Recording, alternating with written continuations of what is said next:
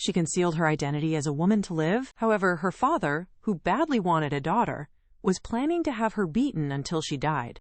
The girl felt so furious, she wanted to curse him, calling him a dog and a tyrant.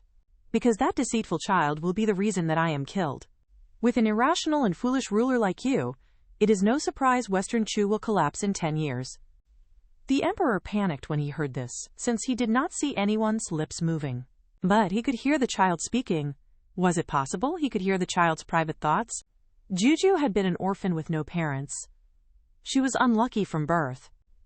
Unexpectedly, after winning a billion-dollar lottery, she was crushed by someone who jumped from a building. She angrily grabbed the tongues of the black and white impermanents and made a scene in the King of Hell's palace. To calm her down, the King of Hell promised she would be a beloved princess in her next life. She believed she could at last enjoy a life of wealth and luxury. However, when she awoke, she discovered she was in a rundown room. Her mother was not joyful about her birth, showing a sad expression instead. Even though the emperor badly wanted a daughter, I am in the cold palace, accused of treason. To keep her safe, I will announce publicly that I have given birth to a prince. She will be disguised as a man, so that other people will not be jealous of her.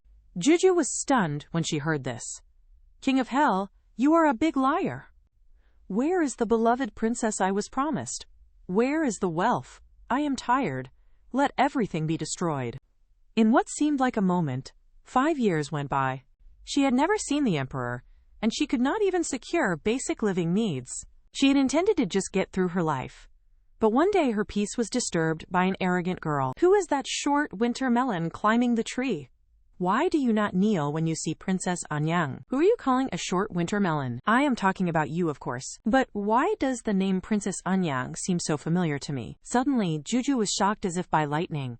She recalled everything. It seemed she had transmigrated into a historical romance novel, and Funkai Wei was the female main character. Her father, the emperor, who had no daughters, raised Funkai Wei, a girl from the royal clan. He not only loved her like his own daughter, but he also engaged her to the crown prince. Later, when Western Chu fell, Funkai Wei traveled to the southern kingdom. Step by step, she rose from a palace maid to the empress, uniting the world with the southern kingdom's emperor. She was a powerful heroine, and she, a disposable character, not only had a mysterious identity, but would be killed by her own father today. Funkai Wei was moving closer.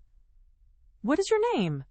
Which palace's little brat are you? Guju did not respond for a long time.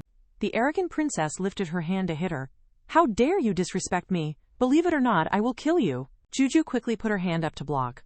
What are you doing? Go away now. Funkai Wei was trembling with anger.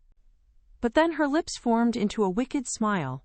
The next moment she began to cry loudly.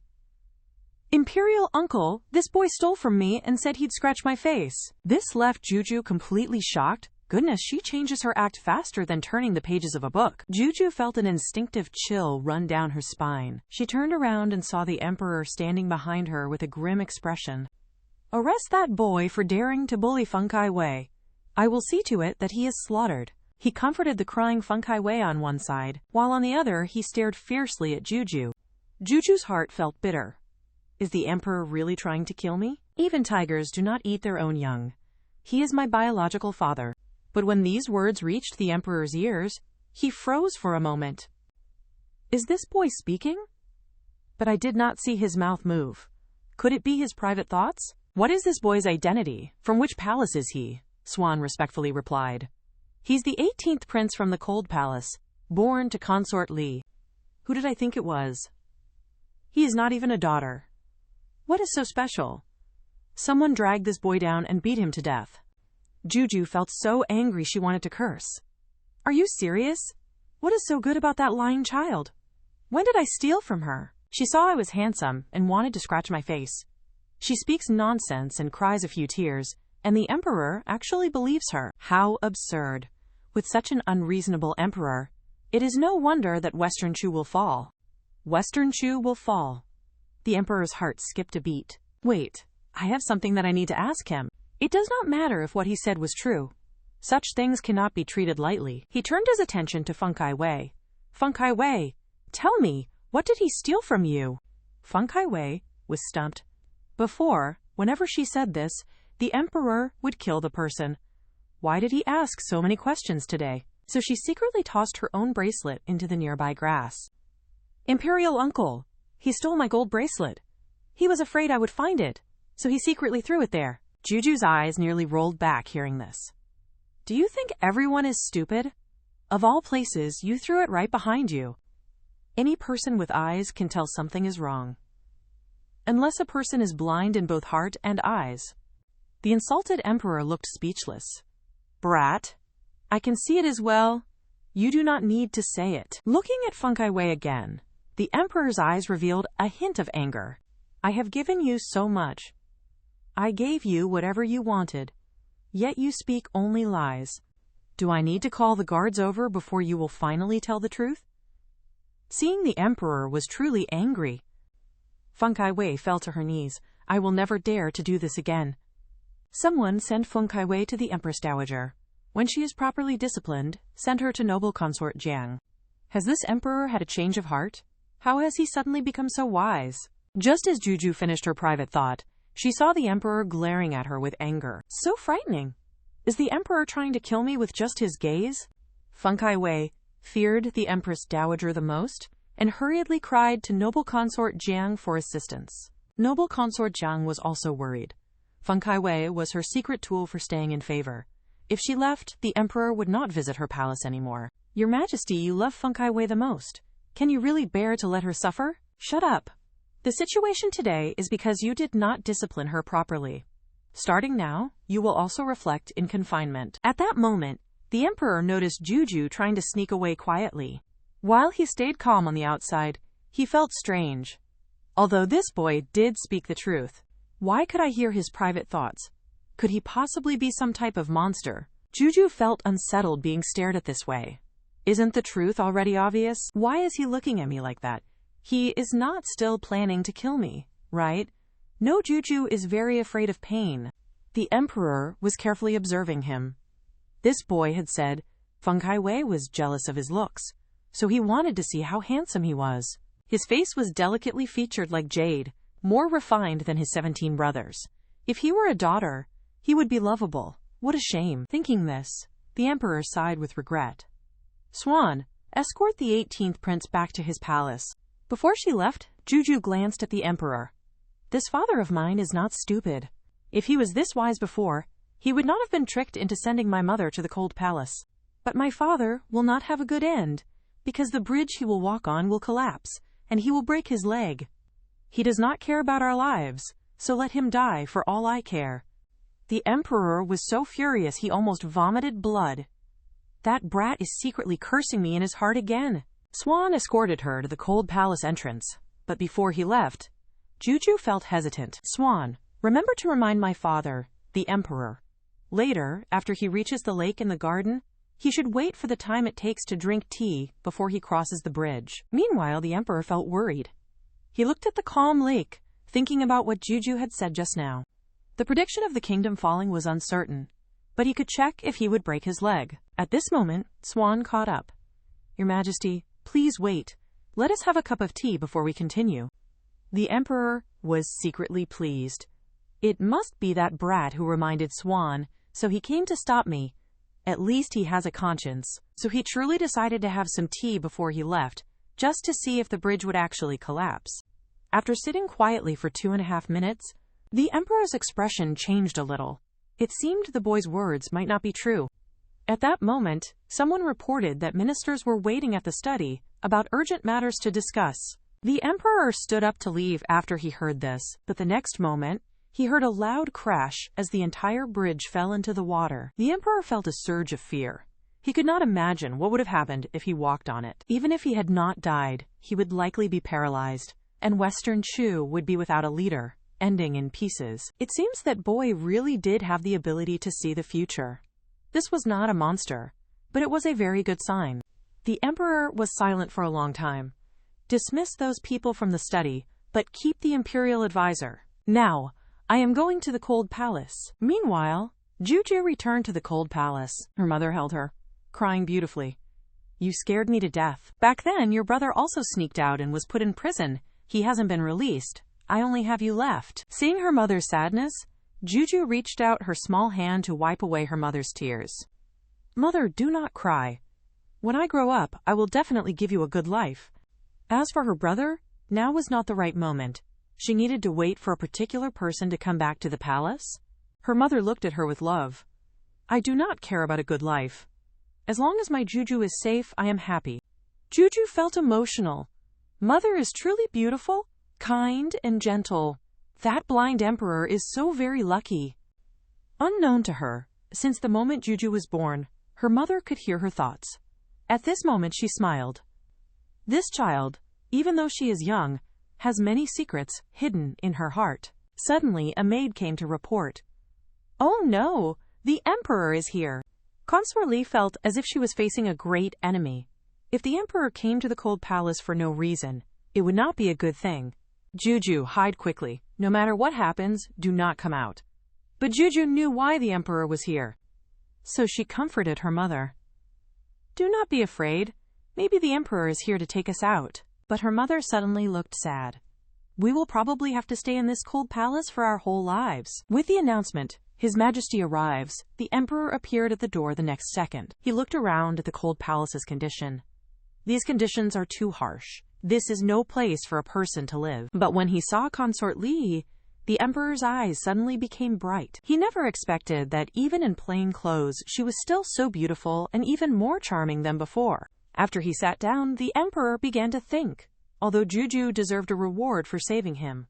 With so many people around, it would not be good to say she can predict the future. What if revealing it made her unhappy, and she refused to predict things for me anymore? Looking at Consort Li, the emperor's lips suddenly curved into a smile. I have been thinking about your treason case. I feel things are not so simple. I am planning to reinvestigate the case. And you have done well raising the 18th prince. Starting today, you can move out of the cold palace. My father finally had a change of heart. Please keep acting like this.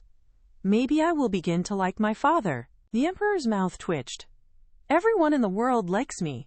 I do not need your affection. But then Guju's expression became sad.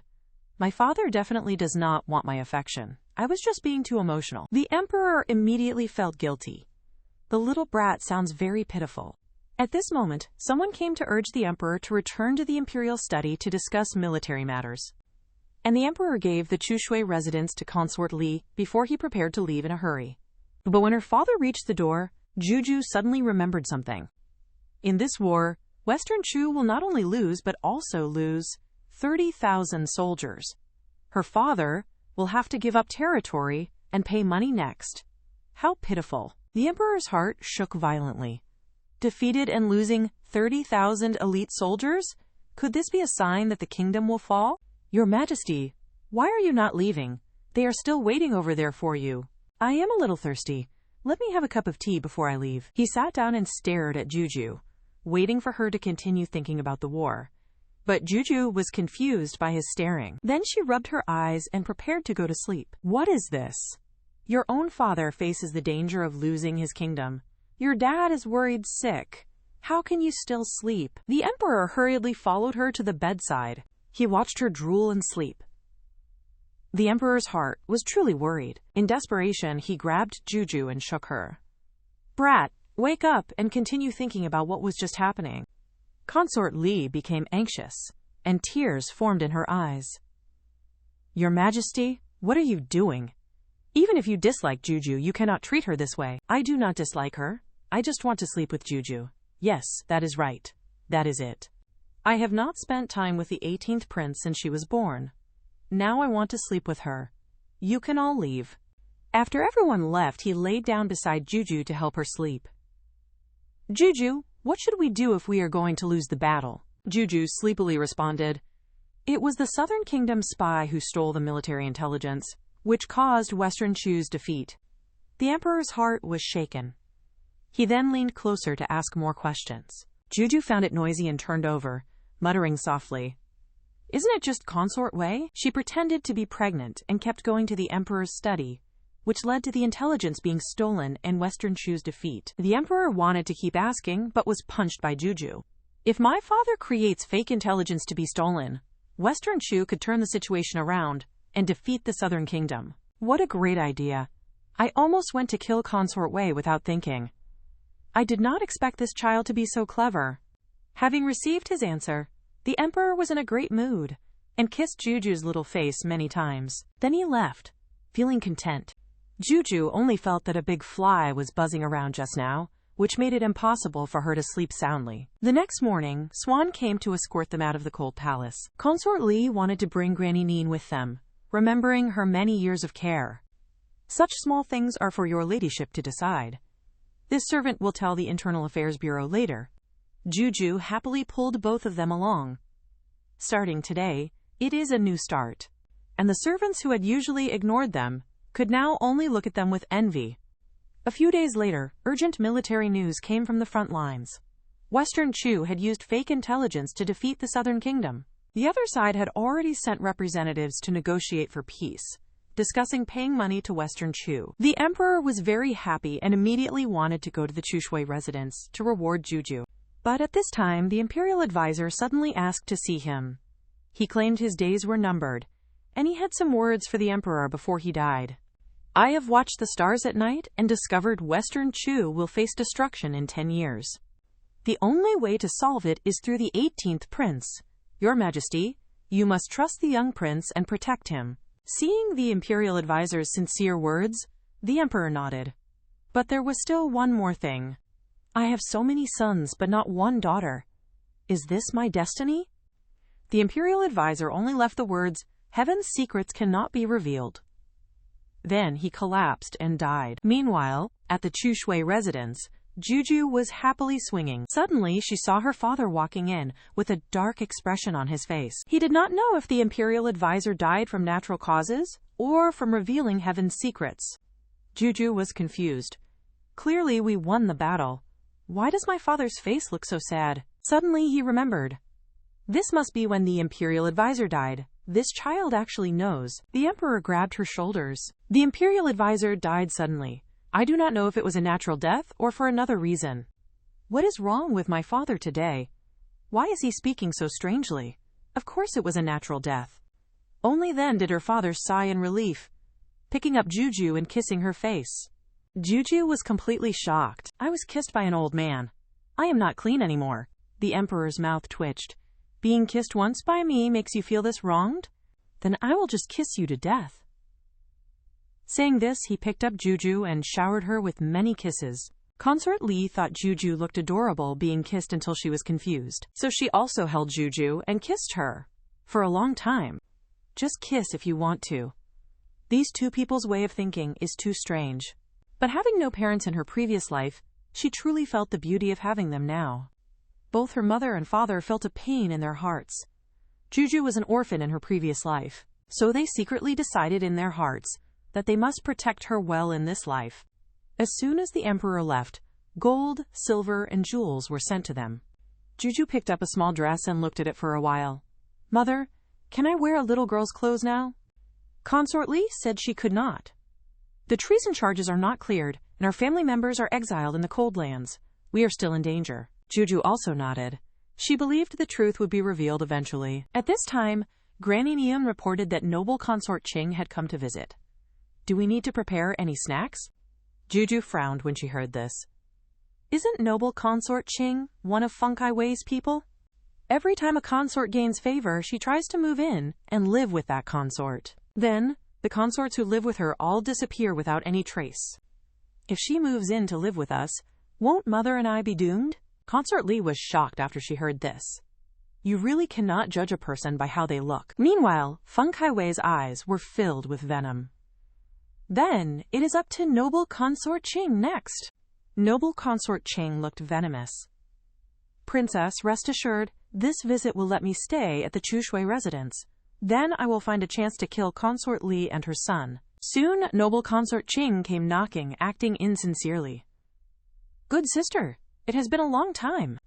Consort Lee's tone was very flat. Sister, please sit down. Being rejected before even entering, noble consort Ching felt very unhappy. Shouldn't consort Lee be happy to see me? Why does she seem so cold? My, the 18th prince has grown so big. Come, let me hold you. Guju panicked inside. A person who harms others. Don't touch me. Mother, save me. Consort Lee grabbed her hand. The child is shy with strangers. It would be better not to. Noble consort Qing looked around. Chushui residence. Sister, your place is truly luxurious. Unlike my place, which is shabby and broken. Sister, you should find someone from the Internal Affairs Bureau to repair it. What is the use of telling me? Noble consort Qing acted innocent. Sister, I have no children. The people at the Internal Affairs Bureau make things hard for me. Why would they help me repair the house? But sister, your dress is made of fine brocade. If the Internal Affairs Bureau looked down on people, how could you afford such fine clothes? Noble consort Qing awkwardly smiled. Actually, I am afraid you are lonely in the Chushui residence, and I want to move in, so we can look after each other. Seeing her obvious intentions, consort Li stopped pretending. Sister, you never felt sorry for me when I lived in the cold palace for years. But now that my life is good, you are worried. Noble consort Qing's smile immediately froze on her face. If you want to cut ties with me, just say it. Why talk around the subject? She turned to leave. If I suggest cutting ties, she will panic. Then I can stay at the Chushui residence. But consort Li did not try to stop her, and instead had people escort her out. Then 2 maids came and escorted noble consort Qing out directly. Guju felt so relieved watching this. Mother is mighty. Mother is awesome. Getting rid of noble consort Qing solves another problem. But just as noble consort Qing left, the 10th and 11th princes came again. The 2 waited at the door, but did not dare to enter. Guju wondered why her mother was so cold to them. In the original book, they had a very good relationship with her brother. After the 13th brother's incident, they had been trying to find ways to help him, even sacrificing their lives in the end. After hearing Guju's thoughts, consort Li felt she had been too harsh with them before. I will invite them in right now. Shortly after, the 2 young men respectfully bowed. We came to congratulate you, mother, on leaving the cold palace. As for our 13th brother, we will find a way to help. Guju looked at the 2 who were at a loss, and found it amusing in her heart. Since you are here, come in for tea before you leave. The 2 young men looked confused. They suspected they were hearing things, since every time they saw consort Li before, she scolded them. Consort Li took the hands of the 2 young men. In the 3 years in the cold palace, I experienced human coldness. I know you have good intentions. Here, Guju also puffed out her chest proudly. Wow, both of my brothers are so handsome. Guju is praising us. No, wait. Guju did not speak, we just heard Juju's inner thoughts. This absolutely cannot be revealed. We are brothers, and we must protect Guju. Then the 2 competed to hold their little sister, regretting that they did not come to see her sooner. What are you all talking about so excitedly? Come and tell me. Her father, ignoring the 10th prince's upset gaze, took Guju directly from his arms. Guju is mine. What are you 2 brats fighting over? Watching Guju being taken away, the 10th prince felt so wronged. You 2 look terrible. Go find the imperial physician right away. Snatching Guju is one thing, but now you want to send us away. It is almost lunchtime and we have never had a meal with the emperor in our lives. Father Emperor, Guju likes her big brothers. Guju wants to eat with her big brothers. Then let's listen to Guju. I will stay for lunch with you all. Shortly after, at the dining table, the 2 young men were too afraid to pick up their chopsticks. Guju, afraid they would not eat enough, piled their bowls full of food. But as soon as she turned, she saw the emperor staring at consort Li. Why is my father looking at mother like this? Look at his eyes. He looks just like a pervert. Everyone who heard her inner thoughts was stunned and nearly spit out the rice in their mouths. Guju put a piece of pork in her father's bowl. Father Emperor, eat more. When you are full, you will not be able to look at mother so lecherously. Just as the scene became peaceful, someone suddenly came to report. Princess Anyang has been kneeling outside for 3 hours, saying, if your majesty does not forgive her, she will keep kneeling. The emperor's face darkened when he heard this. Instead of learning rules from the Empress Dowager, what is she doing kneeling here?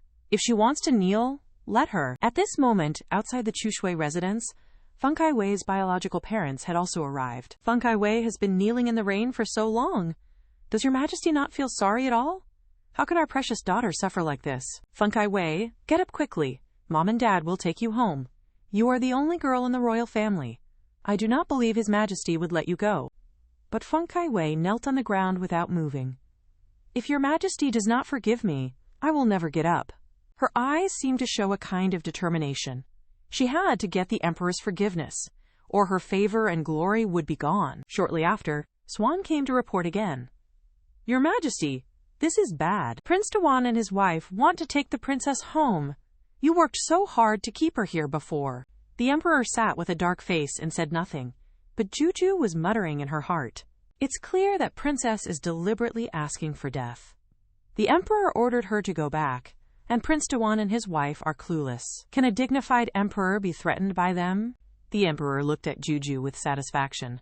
Brat, you are the one who understands me. Someone escort Prince Dewan's family out of the palace. In the future, they cannot enter the palace without an imperial order. Since they used leaving the palace as a threat, he might as well grant their wish. Soon, the imperial order was delivered. Prince Dewan's family was stunned when they heard it. How can this be? Doesn't His Majesty love our daughter the most? Why did he not try to keep her here? It is all your fault for wanting to leave the palace. If you had not angered the Emperor, would I be driven out? Feng Kai was not willing. As long as she could stay, there would be chances. It seemed she needed to do something desperate. She looked at the water jar with lotus flowers nearby, gritted her teeth, and then crashed into it. Swan hurriedly returned to report. Princess Anyang crashed into the water jar and fainted. She needs to recover in the palace. After all, she is the only princess. Who cares about other people's daughters? I also have my own princess. Then he looked at Guju with a wicked expression. What does he want to do? Why is my father smiling so lecherously? The Emperor pulled out a little dress. Guju, do you want to wear such a pretty little dress? Guju frantically said no. I do not want to. I do not want to. But the next second, the Emperor whispered in her ear, if you wear it, I will reward you with 500 taels of gold. The watching crowd was stunned. The Emperor's taste was too strange. He must be going crazy from wanting a daughter. The 18th prince was a boy. He must feel terribly wronged inside. He is probably crying so hard that nothing could help. But unexpectedly, Guju's eyes lit up. I can wear pretty dresses and get money too? Is there such a good thing? Guju is willing to wear it. Guju loves little dresses, so she shouted, 500 taels, while running into the dressing room. Shortly after getting dressed, Guju changed into the beautiful little dress. When her father saw her, his heart skipped a beat. Her black hair and skin as white as snow were simply adorable to the Emperor's heart. He picked up Guju and showered her with kisses. My good Guju, please keep the women's clothes on forever, okay? I have prepared many little girls' clothes for you. Whatever you want, just ask.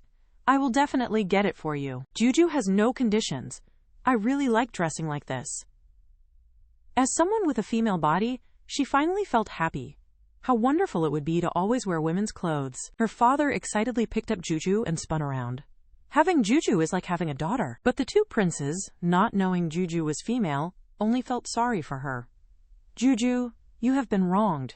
Father's taste is too strange. But do not worry. Your brothers will help you restore your male identity. Guju was too happy to feel wronged, but then she recalled something important. 10th brother, 11th brother, can you come see me tomorrow morning? Whether you two can become friends with the crown prince depends on tomorrow. The two brothers looked at each other. They usually had a hard time even seeing the crown prince. Could Guju, being so young, really help? Early the next morning, the three of them sneaked to the elephant house. According to the original book's plot, the crown prince would come to see the elephants today, but would be accidentally hurt by a frenzied elephant, nearly losing his life. It was Feng Kai who used a trick to save his life, and the crown prince fell in love with her at first sight because of it. Thinking of this, she looked at her two brothers. I heard the elephants here are very fierce. If someone was hurt by an elephant, would you save them? Of course we would. Just as they spoke, the crown prince's carriage arrived at the elephant house. He came to inspect the elephants today, preparing for the military expedition in a few days. The earlier inspection went well, but when they got to the last elephant, the frenzied elephant smelled an unfamiliar person. The next second, it charged at the carriage. The violent crash threw the crown prince out of the carriage. He landed right at the elephant's feet. The elephant roared and lifted its foot to step on the crown prince. In the emergency, the two princes moved forward to help. The 10th prince used bananas to get the elephant's attention, while the 11th prince used the chance to rescue the crown prince. Although the elephant was distracted by the bananas, it still looked like it would attack people.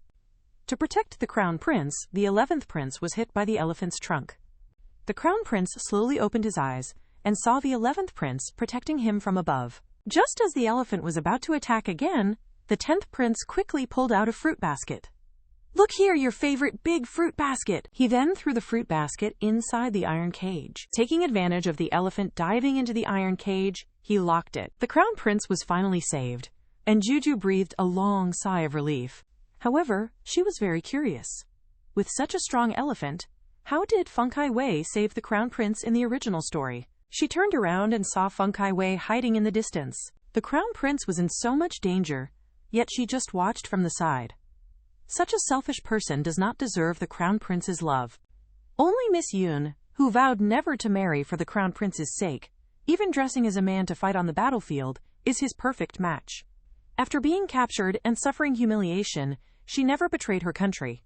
Guju secretly decided that she must help the crown prince find his true love. Then she came to her brother's side, only to discover that the 11th prince was bleeding a lot. Before she could react, Guju, who was afraid of blood, fainted and collapsed. The next day in the Eastern Palace, the emperor had been watching by the crown prince's side. Fortunately, he was fine, just having hit his head and needing rest. However, when the crown prince woke up, the first thing he asked was how badly the 11th prince was hurt. "I was able to survive this time, thanks to the 11th brother's rescue." The emperor's heart trembled. "Wasn't it said that Princess Anyang saved you?" Everyone at the elephant house saw it. The servants all agreed. "The crown prince must have hit his head too hard. We servants saw clearly that it was Princess Anyang who saved you. Princess Anyang deserves merit for saving the crown prince. Please, your majesty, reward Princess Anyang." "Well, you are the ones with broken brains. Your whole family has broken brains." The emperor was even more furious when he heard this. "Someone drag them out and execute them." Before the truth was clear, someone was already thinking of rewards. At this moment, someone suddenly reported, "Your Majesty, something terrible has happened. There is trouble at the Chushui residence. The 18th princess has fainted." Meanwhile, at the Chushui residence, the imperial physician was treating the 11th prince. The next second, the emperor came running in a hurry. "Who is injured? Where is my Guju?" "Father Emperor, I am here." Guju thought her father had finally come for her. 10th brother lured the elephant away, and 11th brother saved the crown prince. Both were injured, but my father does not care at all. Only then did the emperor understand that the 11th prince was injured while saving the crown prince. "From now on, you should spend more time with the crown prince and help him with his troubles." Guju was secretly happy. "Great! Is he arranging work for the 11th brother?" 10th prince, you were fearless and clever in danger. You should also help the crown prince more in the future. Everything ended perfectly. Guju muttered quietly on the side. "Didn't my father forget there is still a liar who has not been dealt with?" Meanwhile, at the Eastern Palace, Feng Kai-wei was secretly happy. "My act of risking my life to save the crown prince will surely regain the emperor's favor. The crown prince and I were already engaged, and now that I have saved him, he must love me deeply." Just then, an imperial order arrived. Princess Anyang falsely claimed credit for someone else's rescue, guilty of deceiving the emperor. But considering she has been with me for many years, her princess title is taken away. The marriage order is withdrawn. Feng Kai-wei was expelled from the palace, never to enter the imperial palace again. To thank Guju and the two princes for saving his life, the crown prince came to the Chushui residence with many gifts. However, as soon as he reached the door, he heard a loud noise inside. "Guju, you are truly our little lucky star. Can you let your brothers give you a kiss? Being kissed every day is so tiring. My little face is going to swell from all the kisses lately." The brothers were chasing behind, while Guju ran ahead, suddenly bumping into someone in front of her. Looking up, it turned out to be the crown prince. The crown prince smiled at her. This made Guju swoon. "Wow, the crown prince is here. The crown prince is so handsome." The crown prince blushed when he heard this. Wait, what was that sound? Clearly, no one was speaking. "Crown prince, what is wrong? Why are you just standing there without saying anything?" Only then did he realize it was the 18th prince's inner voice. He tried to calm himself. What exists is reasonable, Stay calm. Come quickly, 18th prince. Let the crown prince hold you. But the crown prince's injury is not healed yet. And Guju is the 18th prince, but also the 18th princess. Before she could finish speaking, the crown prince quickly covered her small mouth. It is all the emperor's fault for making you dress as a boy. Now you cannot even tell if you are male or female. 18th prince, you must remember that you are a proper boy. You must not let the emperor lead you the wrong way. After comforting Guju, he thanked his two brothers again that day. Both of you risked your lives to protect me. I swear here that I will protect you with my life in the future. If I break this promise, may heaven strike me down. Guju silently praised him in her heart. The crown prince is truly a gentleman. It is a pity he was dragged down by Feng Kaiwei and died in the end. He never knew that Miss Yun died fighting for him. How wonderful it would have been if they could have been married. The crown prince was extremely shocked. Meanwhile, the two princes' eyes widened, clearly looking like they had just heard some gossip. That evening back at the Chushui residence for dinner, the emperor suddenly mentioned something. The Empress Dowager and the noble consort have been praying at Hanshan Temple for many days. They will return to the palace tomorrow. Upon hearing this, Guju thought, that noble consort seems to be my father's favorite. She is the one who framed mother with the treason charges. The bad person will arrive tomorrow. I wonder how my father will handle it. The emperor felt a little guilty hearing her inner voice. Guju, why are you looking at me like that? Is the food not to your liking? Father, do you have any idea? With mother's and brother's charges not cleared, who can possibly eat? How about after dinner, I take you to the imperial garden to catch butterflies? Upon hearing this, Guju's eyes lit up. Great, great, let us go catch butterflies. The emperor looked at her with loving eyes and touched her head. She is still a child after all. A moment later, they arrived at the imperial garden. Guju and her father were happily catching butterflies. Then they suddenly heard palace maids quietly discussing. Have you heard? Tomorrow, the Empress Dowager and noble consort return. Of course. When the Empress Dowager returns, that traitor consort Li and the 18th prince will have to go back to the cold palace. And the noble consort has always been favored. Once she returns, His Majesty will surely forget about that mother and her son. Guju's face darkened upon hearing this. She turned to go back to the Chushui residence. I am tired. I want to go back. None of you should follow me. Watching Guju's sad figure leave, the emperor was furious inside. Someone drag those two gossipers down, cut out their tongues to feed the dogs, then beat them to death with clubs. The next day, the Empress Dowager returned to the palace. Everyone came to the entrance to welcome her. But Guju felt worried. Mother, do you think the Empress Dowager might not like us? Consort Li's expression was gentle. The Empress Dowager is the kindest person. Back then it was the Empress Dowager who saw I was pregnant and secured my position, which saved my life. The emperor also quickly agreed. Guju is so adorable. Your imperial grandmother will definitely like you. Hearing both her father and mother say this, Guju's anxious heart finally calmed down. With a eunuch's call of welcome, the Empress Dowager has returned to the palace. The next second, the Empress Dowager was helped inside. But this imperial grandmother did not look kind. Instead, she had a cold face and looked quite unhappy. Could it be because of me? Guju panicked instantly. Her heart, which had just calmed down, became anxious again. The Empress Dowager looked around. It seems many things have happened in the palace while I was gone. No, my imperial grandmother is targeting me. She will not execute me, will she? Guju was scared to death. Her father heard her inner voice and quickly stepped forward. Mother, this is Guju, the one I mentioned to you in my letter. It was I who made her dress as a girl. If you are angry, blame me. Guju and consort Li are innocent. On the other side, Guju was trembling. Imperial grandmother has such a powerful presence. So scary, I'm afraid. You silly girl, what are you talking about? Do I look fierce and scary to you? Wait, something is not right. How can I hear this child's inner voice? The Empress Dowager forced a smile, trying to look kinder. Why didn't you tell me about having such a cute princess? I would have returned sooner. Guju, be good.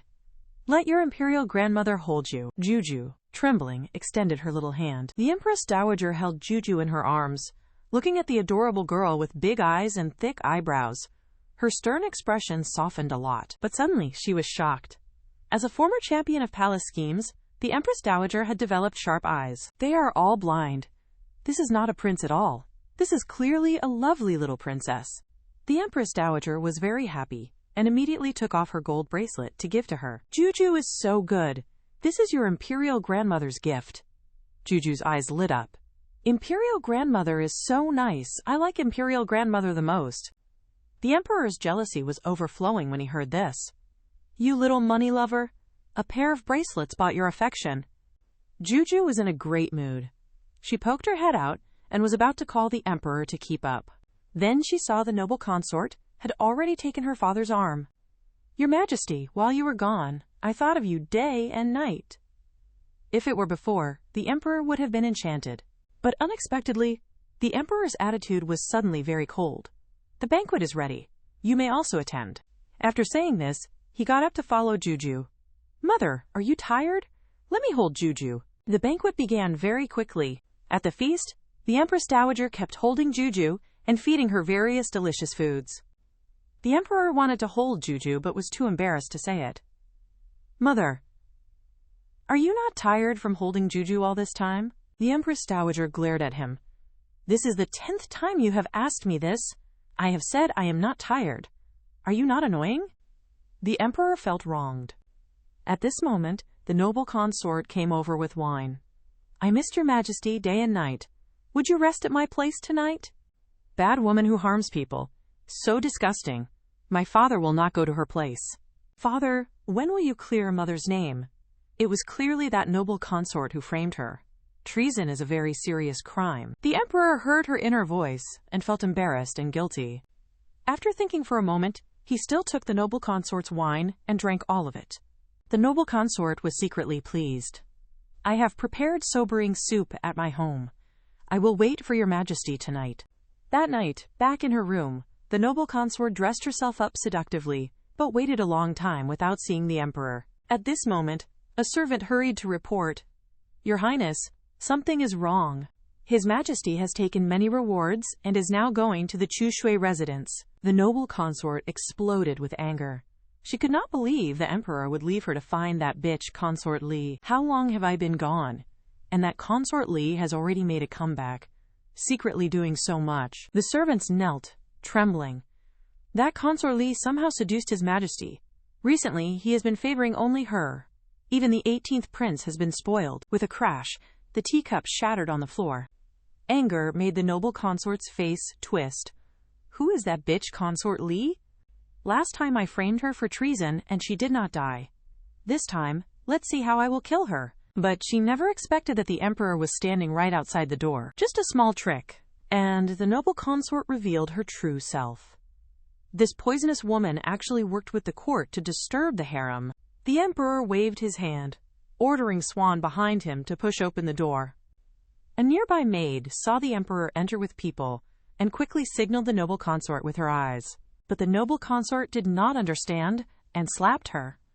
You dead girl, what are you winking at? I am not the emperor. You cannot seduce me. The maid was so anxious her face turned green. She stammered, Your Majesty. The emperor said nothing, his face dark. His powerful presence made everyone unable to breathe. The noble consort felt a chill behind her. She turned around and fell to her knees with a thud. This subject greets your Majesty. When did you arrive? The emperor glared at her with anger. Then he kicked her very hard. I never hit women. You are the first. You disgust me.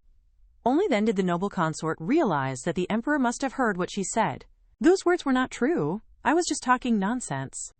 I said those things because I love your Majesty too much. Hearing that you went to Consort Li's palace, I could not accept it. The emperor threw her hand away. Someone announced to the 6 palaces, the noble consort has slandered palace consorts. Her title is revoked, and she is confined to the cold palace. He paused, then continued, announcing, Consort Li's treason charges were fabricated. Consort Li is pardoned. Her family is recalled from the frontier. As for the 13th prince, the emperor frowned slightly. The 13th prince was not imprisoned because of Consort Li. I need to find the right time to release him. Meanwhile, at the Chushui residence, Guju still did not know what happened. She was bothering her mother to tell her stories. Then a long stream of rewards was delivered. Consort Li looked confused. What has gotten into His Majesty this time? Guju looked at the chests full of gold, silver, and jewels with shining eyes. After all the rewards were moved into the room, the emperor slowly walked in. "Consort Li, I have wronged you all these years. I have investigated everything. It was the noble consort who framed you. I should not have quickly sent you to the cold palace back then. But after all these years, Consort Li had already let go of her anger. Let the past be the past. Don't you resent me? This subject would not dare." "So you do blame me?" The emperor sighed deeply. This made Guju roll her eyes. When a man, especially a ruler, asks a woman if she blames him, he has feelings for her. "My father wouldn't have fallen for my mother, would he?" The emperor, whose thoughts were exposed, felt embarrassed. But her mother looked at Guju lovingly. This silly child. What does she understand? Emperors do not have love in their hearts. She turned to the emperor. "It is late. Your Majesty should return to rest." The emperor stammered, clearly wanting to stay at the Chushui residence. But he was politely refused by Consort Li the next second. The emperor looked dejected. "Then forget it. I will wait until you are willing. Then I will go back first. How about Guju comes with me?" Saying this, he picked up Guju and left the Chushui residence with his arrogant walk. Guju could not help but want to scold her dad. "My father is so mean. When he cannot get my mother, he takes me as a hostage. Poor Guju. So young, yet carrying so much for this family." The next day, when Guju just woke up, the emperor wanted to take her to morning court. Guju thought her ears were broken for a moment, but before she could even react, she was dragged away by the excited emperor. At morning court, facing the officials, he wanted to announce to everyone that he finally had a daughter. "My little princess is the cutest and most adorable in the world, although my daughter is disguised as a boy." As expected, the ministers gave endless flattery. "The 18th princess is truly of noble blood, quite majestic like your majesty." Just then, the sound of heavy chains came. A prisoner was brought to the court. It was the former general, Xiao. The emperor questioned him with a dark face. "You suffered many defeats in the war against the southern kingdom. Your incompetence caused many military deaths. General Xiao, what is your crime?" Upon hearing this, Guju frowned. This General Xiao is actually very capable. The reason for his defeats was due to spies, and because he was poisoned by traitors, which led to the defeats. Actually, he is loyal to Western Chu. His 3 sons and 1 daughter all died in battle. Even his wife was captured by the southern kingdom. To prevent her from being humiliated, he personally shot her with an arrow. But he never used this to claim credit, and never even mentioned it to your majesty. The emperor was greatly shocked hearing Guju's inner voice.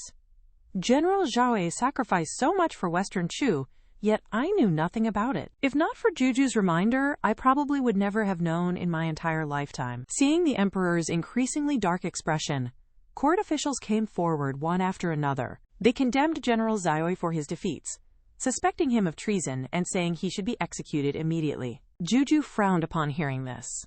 These court officials do not think about sharing Western Chu's burdens. They just know how to deceive my father into killing people all day. You should know that if General Xiao dies, the military officers will lose heart.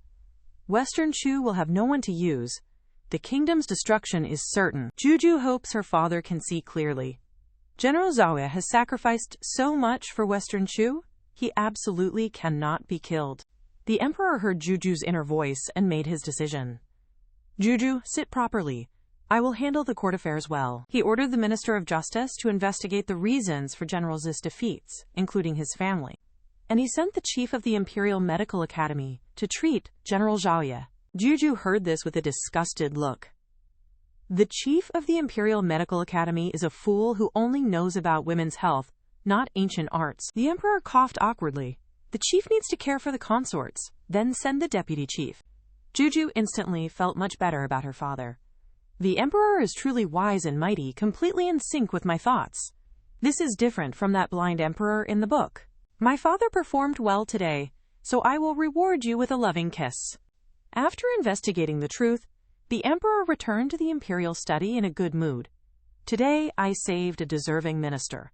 I am very pleased. Guju, who was on the side, was also feeling very joyful. She took advantage of the emperor's favor and climbed directly onto his head. Then she playfully tied a butterfly bow on his hair, causing the emperor's expression to darken immediately. Swan, who was standing nearby, broke out in a cold sweat. 18th Princess, you must not do that. It undermines His Majesty's dignity. However, the Emperor did not care in the slightest. As long as Guju is happy, she can do anything she wants to me. After playing for a while, Guju suddenly felt confused. General Xiao endured so much fighting on the frontier, so why did nobody seem to know about it? A major event like this occurred. Even if General Xiao said nothing, her father should have known something, yet her father was completely unaware of the situation.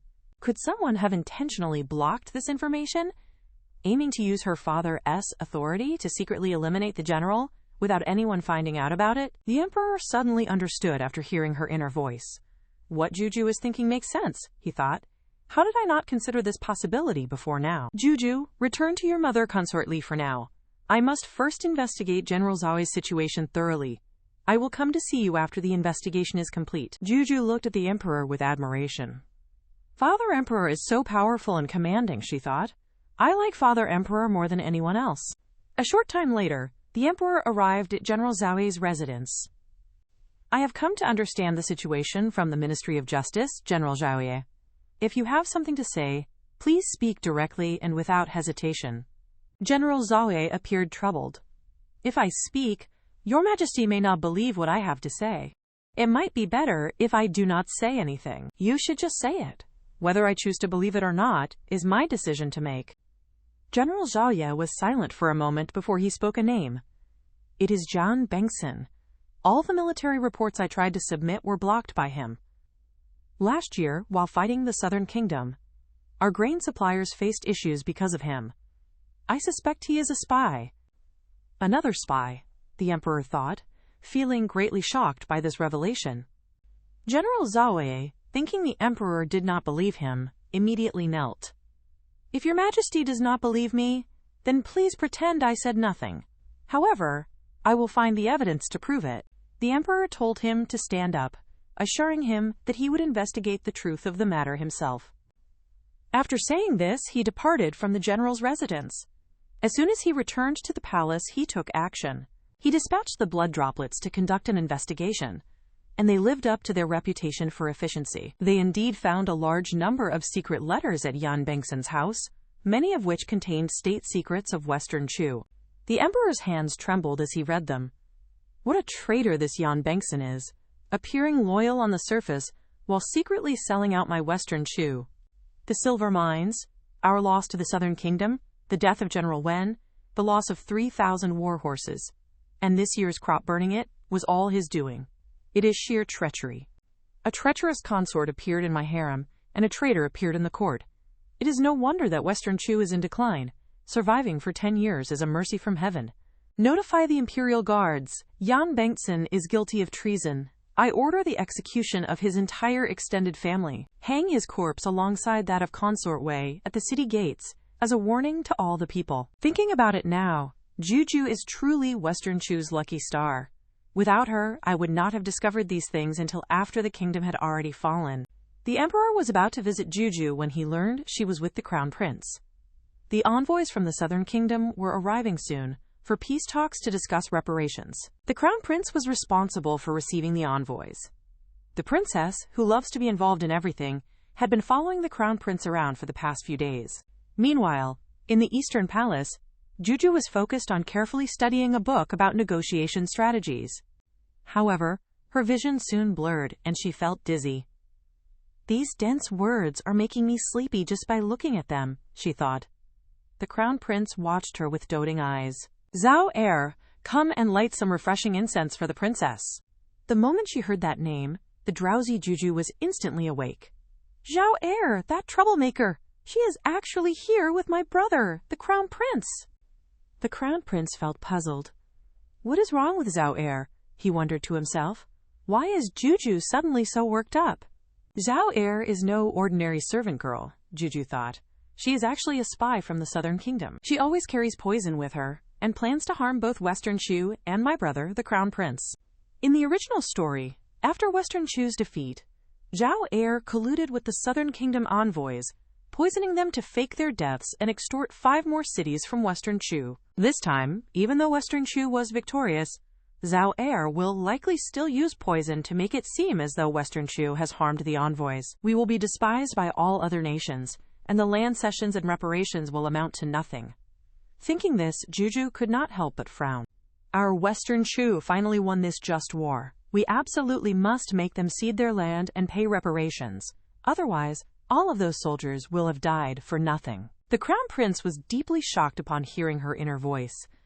Not killing envoys during wartime is a 1,000-year-old rule, he thought with alarm. If the envoys were to die here, this righteous war for Western Shu would be for nothing, and my title as Crown Prince could even be taken away.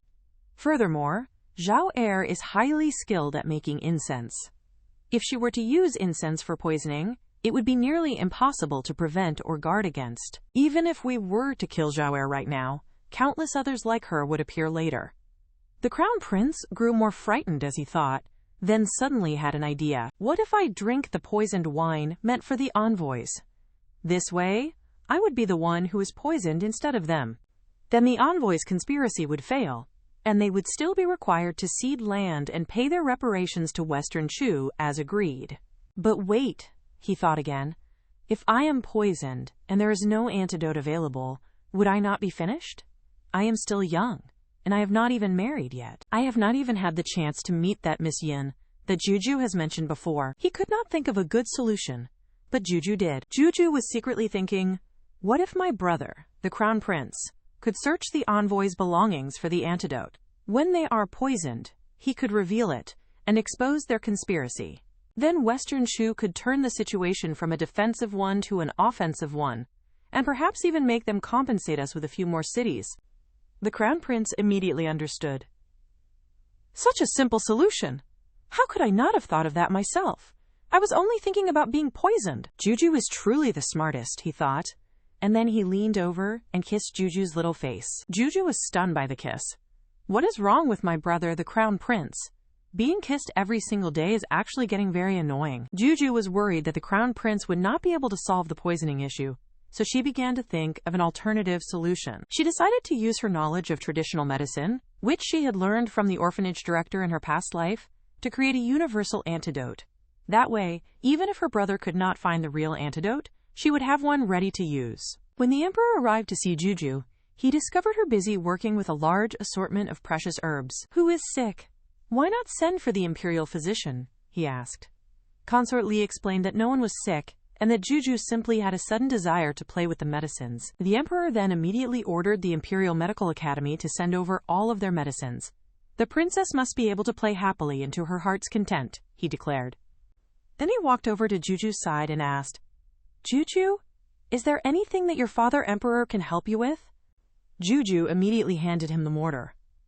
This is too heavy for me, Father Emperor. You must work very hard on this. The emperor rolled up his sleeves, ready to work. A servant quickly tried to stop him, saying, Your Majesty, you have a precious body. Please allow this old servant to do it. But the emperor was already lost in Guju's encouragement. The pestle in his hands was moving so fast in the mortar that it seemed to create sparks. With the combined effort of the father and daughter, the universal antidote was prepared quickly. Guju jumped up with joy. This princess is going to defeat all of the evil people in the world. Kill, kill, kill, she thought excitedly. The emperor came forward and gently picked Guju up in his arms. All right, my dear princess, it is now time to eat. Standing before a table filled with a delicious lunch, the emperor slowly extended his hand and said, Princess, please take your seat. Guju felt a sudden warmth in her heart. She felt as though she had heard those words in her past life, but no one had ever said them in this life. Finally, someone loved her and treated her so preciously. So she moved closer to the emperor and gave him a kiss on his face. This made her father extremely happy. Guju kissed me on her own, he thought with delight, and then began offering her all kinds of formal courtesies. Princess, please take your chopsticks. Princess, please hold your bowl. Princess, please open your mouth for Father Emperor to feed you. Guju soon lost herself in all the repeated, Princess, please, phrases. And Consort Li's gaze toward the emperor also began to change. Feelings that had been buried for a long time started to quietly sprout once more. 3 days later, during the morning court session, the envoys from the southern kingdom arrived as it was scheduled. The emperor, seated in the court hall, looked stern and spoke calmly as he offered seats to the Southern Kingdom's envoys. "Respected Emperor of Western Chu, Your Majesty, we have come to the capital today for peace talks with you. To show you our sincerity, allow us to first offer a toast to Your Majesty." The Emperor smiled and picked up his teacup. "I have a precious daughter now, and she does not like the smell of alcohol, so I will be using tea instead of wine." Guju felt completely speechless. "You're just using this as an excuse to show off your daughter, aren't you?" she thought. However, just as the leading envoy finished his cup of wine, he suddenly spat out black blood the very next second. Shortly after, he collapsed to the ground unconscious. As expected, the other envoys at once started to cause a commotion, insisting that it was Western Chu that had poisoned them. Not to kill envoys during war is the rule. You of Western Chu are truly going too far. The Supreme Alliance must be called to judge this issue. Our ambassador cannot die for nothing. The Emperor also began to panic. How did this envoy just die so suddenly? He looked over at the Crown Prince, who remained calm and seemed completely unworried. "It looks like my brother the Crown Prince has already found the evidence to prove that the envoys planned this and deliberately poisoned themselves," Guju thought. A nearby royal family member felt as if their ears were broken. "How is it that I can hear the inner voice of the princess? This must truly be an auspicious sign." The Crown Prince took a small porcelain bottle from his robes. "Father Emperor, do not panic. Your son will handle this matter well." Thanks to Juju's warning, he had already conducted a search of the envoy's lodgings and successfully found the antidote. Our Western Chu wins and loses with honor. We would never resort to something as despicable as poisoning. If you envoys wish to invite the Supreme Alliance to judge, then please proceed. Soon, the people from the Supreme Alliance arrived at the court hall. They were all influential figures from many different countries, and were therefore highly respected by everyone. After they had heard the accusations made by the envoys, the members of the Supreme Alliance also frowned. "Emperor of Western Chu, Your Majesty, the envoy from the Southern Kingdom was poisoned at your banquet. The person responsible must be from your own Western Chu royal family. What is your explanation for this?" The envoys, feeling more confident with the support of the Supreme Alliance, became even more arrogant. "Western Chu has openly poisoned our ambassador. They must pay the price for this." The Crown Prince gave a cold laugh. "A price? And what price is it that you want? You can forget about the land cessions and the reparations. The Emperor of Western Chu must also issue a public apology to our Southern Kingdom." The Emperor laughed bitterly at this. "I see now that your Southern Kingdom has poisoned yourselves in order to frame our Western Chu. Your purpose is to avoid the land cessions and the reparations after losing the war." Juju also chimed in her thoughts. "Exactly. They are just a bunch of shameless big liars." The envoys from the Southern Kingdom immediately began to panic.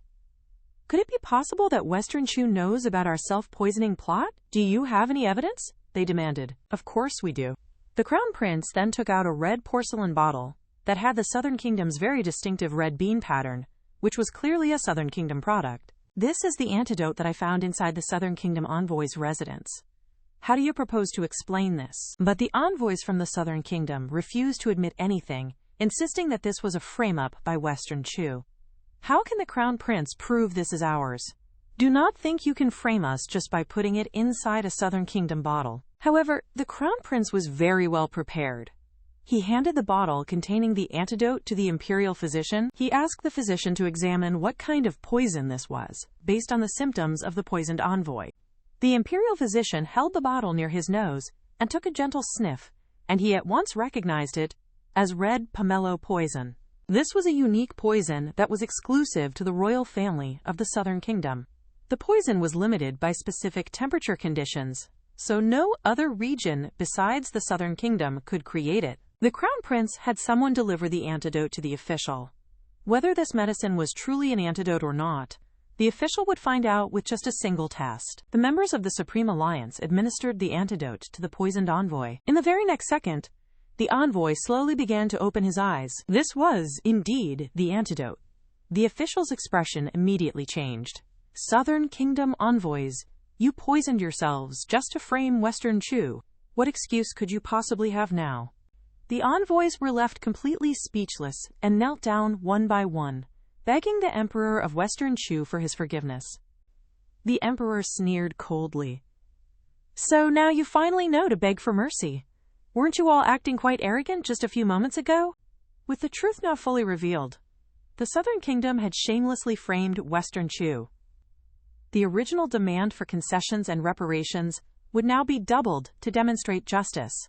The matter was resolved in a satisfactory way. Guju could not help but give a thumbs up to her brother, the Crown Prince. After the official banquet ended, the members of the royal clan gathered to offer their congratulations. Your Majesty is truly wise and brilliant. Our Western Chu will surely prosper. The emperor felt a sense of pride in his heart and ordered that rewards be given to the Crown Prince and the 2 other princes. However, the Crown Prince knew in his heart that Guju was the real hero of the day.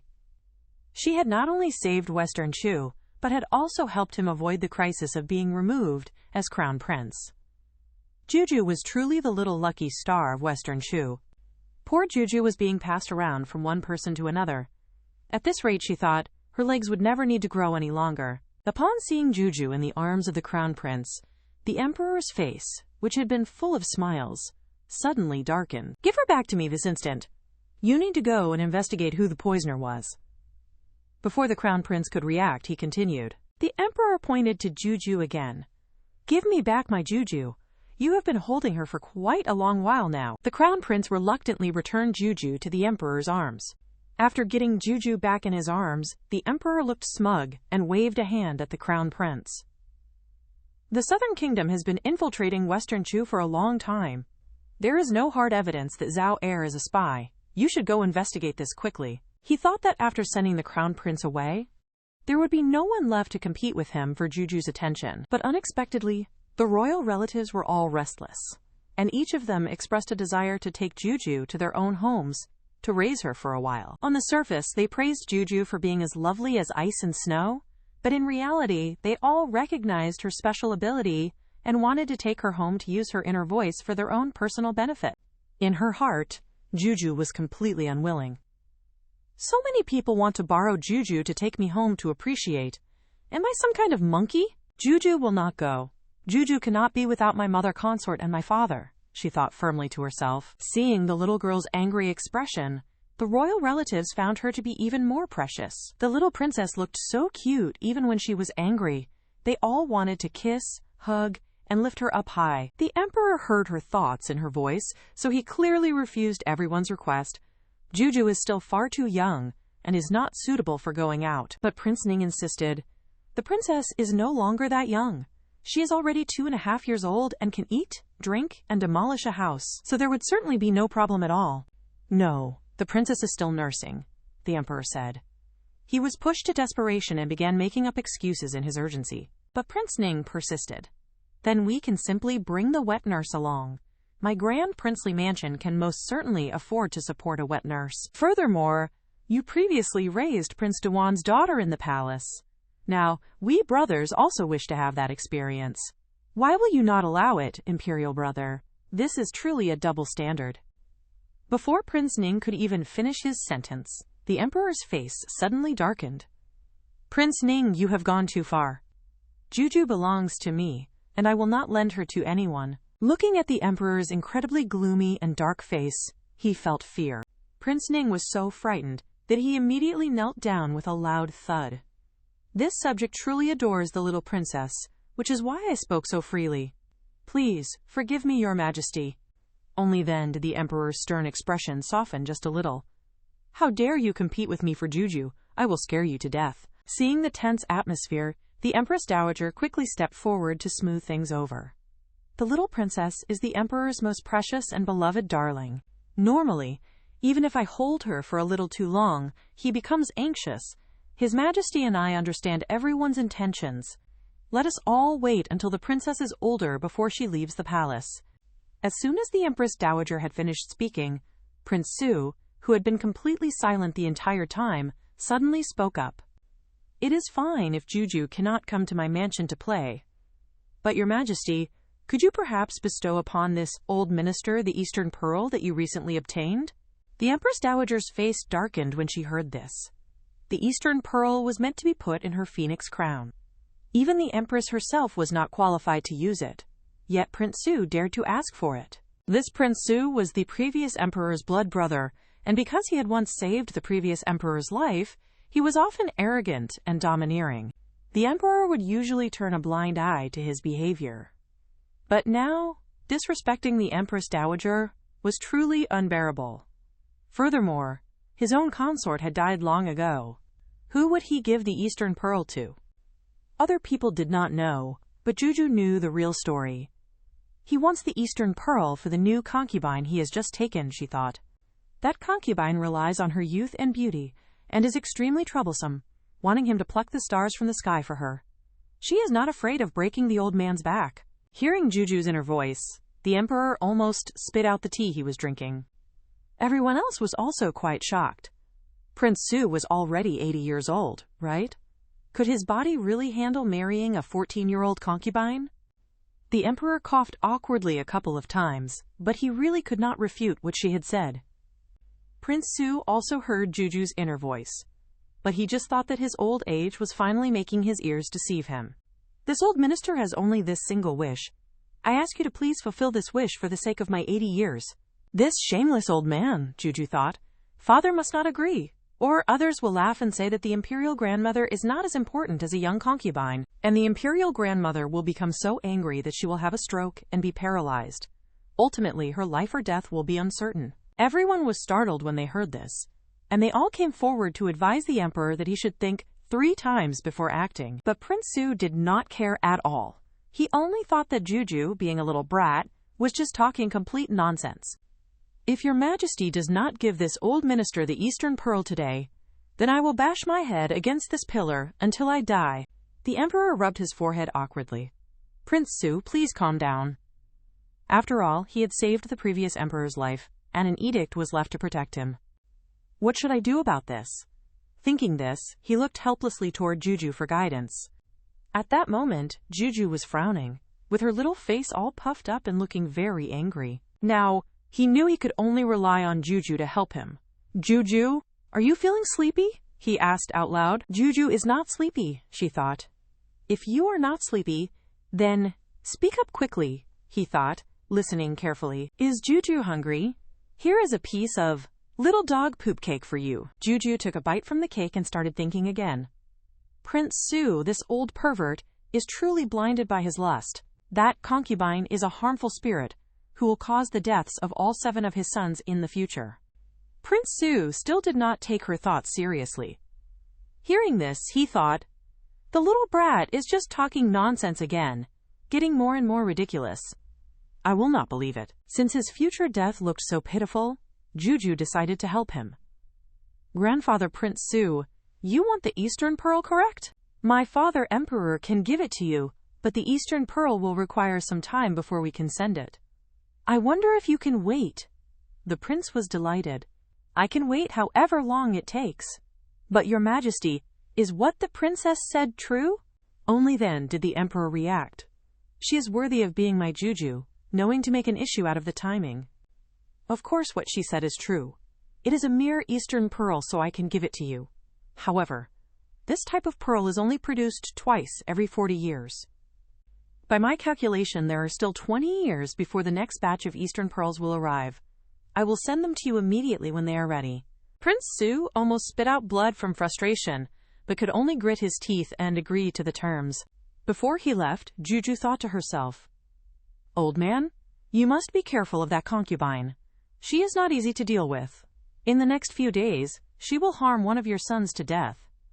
But Prince Su refused to believe it, not listening to a word. Sure enough, just a few days later, Prince Su was found crying bitterly as he was holding a coffin. The completely unexpected death of his eldest son had left him overcome with grief and unable to control his emotions. However, inside her room, his concubine showed a very pleased expression on her face. Do not blame me for being so ruthless. If the eldest heir had not caught me with Prince Su, you might have lived a few more days. The prince's heir must be born from my own belly. In the middle of his grief, Prince Su suddenly recalled Juju's inner voice from that day in the court. Old man, be careful of that concubine. In the next few days, she will harm one of your sons to death. The prince was instantly awakened to the truth. The 18th princess had not lied to him at all. Now he needed to go find the 18th princess. Meanwhile, on the other side of the palace, Guju was busy feeding the fish. Prince Su watched her from a distance, but felt too embarrassed to approach her directly. Previously, the 18th princess had warned me, but I refused to listen to her. As a result, my eldest son has drowned. Now here I am, coming to find her again. While he was lost in his thoughts, Guju turned around and spotted him. Grandfather Prince Su, what are you doing here? Prince Su was so startled that he immediately turned and ran away, leaving a speechless Guju behind him. This old man runs so fast. Guju is not going to eat him. The prince did not stop running until he had finally reached the palace gate. My attitude towards Guju before was so poor. Going to ask for her help now would be like slapping my own face. Forget it, just forget it. Juju's inner voice might not even be accurate anyway. The rest of my sons should not have any more accidents from now on. Elsewhere, Guju started to doubt herself. Could it be that I look too fierce? Consort Lee heard this and quickly comforted her. Guju is so cute, as if carved from pink jade. Where could you possibly look fierce? Then why did Grandfather Prince Su run away as soon as he saw me? Consort Lee was thinking about how to answer her question. Just then, the Emperor suddenly came and picked her up from behind. That is because Prince Su had some urgent family matters to attend to, and was in a hurry to leave the palace to handle them. Seeing that Consort Lee was dressed so lightly, the Emperor frowned with concern. The weather is very cold. What if you end up catching a chill? Guju nestled herself into her father's arms. He is worthy of being an emperor with so much yang energy. I feel much warmer now, she thought. Suddenly, she began sniffing the air like a little dog. My father smells so good today. What brand of body wash are you using? The Emperor looked toward Swan, who was behind him. Go and get my agarwood incense for the princess to use. Swan looked completely bewildered. He knew that the agarwood incense was exclusively for the Emperor's use, for the princess to enjoy such imperial treatment despite her position. The 18th princess was truly the first. What are you standing there grinning about? Go and get it for her quickly. After he finished speaking, he turned to face Guju once again. Tell your father Emperor what else you desire. Your father Emperor will give you anything and everything. Guju thought about it for a moment and then shook her head. Nothing for now. I will tell Father Emperor when I think of something later. She thought, I will eventually make my father spend big money. Today was another day for scheming. Deep, domineering, and cold, Guju put on her sunglasses, loving no one. Meanwhile, on the other side of the palace, Consort Jiang had just been released from her confinement, and was already plotting to eliminate Guju. Why should that little brat, who is neither male nor female, be so favored? Noble Consort Qing, who was with her, also could not understand it. Could it be because she is good-looking? That is probably not it. How could the dignified ruler of a nation be so shallow? Noble Consort Qing's daughter, Princess Anne, just turned 3 this year, and is said to be far more beautiful than Guju. If we were to summon her to the palace, she would definitely be able to win His Majesty's favor. At that moment, Consort Jiang's eyes seemed to be filled with poison. When Consort Li is sent back to the cold palace, I will trample that bitch right under my feet. On this day, Guju was holding a book and waiting in her residence for her father to arrive and tell her stories. Didn't Father Emperor say that he would come after he finished his work? Why isn't he here yet? Mother, do you think that my father will not come today? Consort Li smiled and comforted her daughter. He will come. Your father, the Emperor, is not a man who breaks his word. He must have just been delayed by something important. Hearing her mother say this, Guju's anticipation grew. Since my father is late this time, I should punish him by making him tell me 2 stories instead of 1. Sure enough, just a short time later, a palace maid came to report that His Majesty was requesting the 18th princess to meet him in the imperial garden. Guju was overjoyed by the news. My father is being so mysterious. Could it be that he has prepared some kind of surprise for me? So she took her mother Consort Li's hand and ran with pattering steps toward the imperial garden.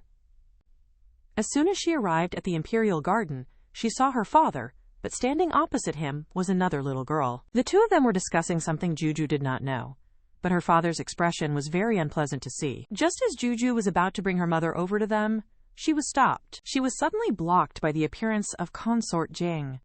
Consort Li, Guju, you probably do not know why this consort is looking for you. Only then did Consort Li understand that it was Consort Waya who had tricked them into coming here. Consort Jiang's lips curved into a cold smile. Do not think that only Guju is able to please His Majesty. She just relies on her pretty face. Speaking of beauty, Princess Anne is much more beautiful than Guju. When she gains his favor, will you still be able to maintain your current position? She then leaned close to Consort Li's ear and mocked. And your child, who is neither male nor female, will His Majesty still like her then? These words struck Consort Li's heart very hard. Emperors had always been fond of the new and grown tired of the old. If Guju were to fall from favor, she and Guju would likely have to return to the cold palace. She did not mind for her own sake, but Guju was still so young, and she did not want Guju to suffer in the cold palace with her. How dare you threaten my mother like that? Guju instantly frowned. Mother, please do not worry.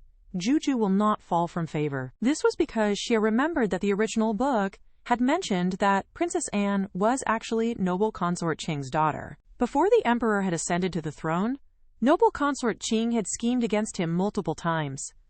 It was lucky her father had not killed her. How dare she let her daughter show off in front of him? This consort Jiang is far too bold, daring to bring just anyone she wants into the palace, she thought. The two princes, who had been worried for Guju, now felt confident after hearing her inner voice. Consort Jiang, are you not fully awake? How can you speak such complete nonsense? Consort Jiang was so angry she nearly jumped. How dare you speak to this consort in that manner? You will be completely finished when Princess Anne gains the emperor's favor. But before she could finish speaking, she heard the emperor's roar from behind her. Get out of this palace! I do not want to see you ever again! Princess Anne still did not know any better. That ugly Guju is not as pretty as me at all. Uncle Emperor, you should favor me more and stop caring about that ugly thing. The emperor's face turned as black as a wok from his anger. Come here. Princess Anne has despised the princess. Slap her 50 times as punishment. He then ordered someone to investigate, who was blind enough to have brought Princess Anne into the palace in the first place. Swan quickly found out the truth. Reporting to Your Majesty, it was Consort Jiang who summoned her to the palace for a family reunion. The reunion ended up right in front of him. How could the emperor not know what she was plotting? Pass my decree. From this day forward, strip Consort Jiang of her title and confine her to the cold palace for the rest of her life. Consort Jiang had wanted to watch Consort Li's humiliation, but in the end, she ended up becoming the laughingstock herself. After dealing with Consort Jiang, her father finally noticed Guju nearby. Guju, what brings you here to the Imperial Garden? Are you looking for your father, Emperor? Father Emperor, you never came to find Guju. Guju has missed you so very much. The Emperor's mouth stretched into a wide smile. Guju's little mouth is as sweet as honey. Were you frightened by what happened just now? Of course I was not afraid, she thought, but I do feel sorry for my mother. She already feels a lack of security, and just now she was so frightened that her body was trembling uncontrollably. Too bad my father knows nothing about it. Hearing Guju's inner voice, the emperor looked over at Consort Li with eyes that were full of tenderness and care. Consort Jiang said that I would neglect you both. You must have been terrified. My beloved consort, you can rest assured. I promise you that I will always protect you both. Consort Li felt a warmth spread through her heart upon hearing his words. Even Guju was surprised by this. When did my father become so considerate? He is actually thinking of my mother's insecurity. Today my father has a 2.5-meter aura. Noble consort Qing, who was hiding in the shadows and watching everything, laughed at Consort Jiang's stupidity. She is truly brainless, she thought. Then she looked over at Consort Li. You will not be smug for much longer, you bitch. You just wait and see. That night, upon returning to their residence, her father took the initiative to tell Guju some stories to lull her to sleep. But just as the father and daughter were settling down by the bed, they suddenly heard urgent cries for help coming from outside. The emperor's face was full of displeasure. Who is making such a racket out there? But before he could truly get angry, something happened. The next second, they saw someone being carried in. This subject urgently requests an audience with Your Majesty. Please, Your Majesty. And the 18th princess, you must save my father. Although Prince Su was quite annoying, he was still the previous emperor's own blood brother. The emperor comforted Guju for a moment, and then walked out of the room. It turned out that half an hour before, Prince Su's second son had died suddenly, and he had fainted from the immense shock. My father called out for the 18th princess just before he fainted, so I have brought him here to see her. After just a moment, Prince Su slowly began to awaken. The instant he saw the emperor, he knelt down with a thud. Your Majesty, you must save this old subject. Please let me see the princess. I have very important matters to ask her about. The emperor immediately understood upon seeing Prince Su's condition. He can probably also hear Guju's inner voice, but he chose not to believe it before. I can help you to save your remaining sons, but you must first swear an oath that you will not spread the word about Guju's special ability. Can your Majesty also hear the inner voice of the princess? Prince Su was shocked, and then he quickly nodded his head in agreement. Go back and kill that concubine of yours. Then your sons will not have any more unfortunate accidents, the emperor advised him. But since she now controls the wealth and military power of my mansion, killing her will be very difficult. I can send the imperial guards to help you. Prince Su nodded his head helplessly. I should have listened to the princess from the very beginning, he lamented. And just like that, the prince's mansion returned to its former state of peace, and his other sons had no more incidents. But Prince Su started coming to the palace every few days to find Guju. Little princess, this is terrible. My third son has a fever and has fainted. What should I do? Guju looked very confused. If he has a fever, you should find a doctor. What is the point of telling me about it? Guju, my youngest son got into a fight and was beaten half to death. Is he going to die? If he cannot win fights, he should practice more.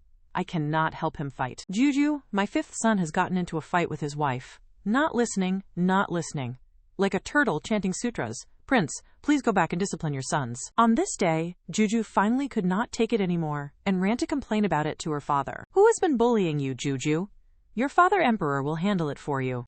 Father, please control grandfather Prince Su. He follows me around every day like a shadow.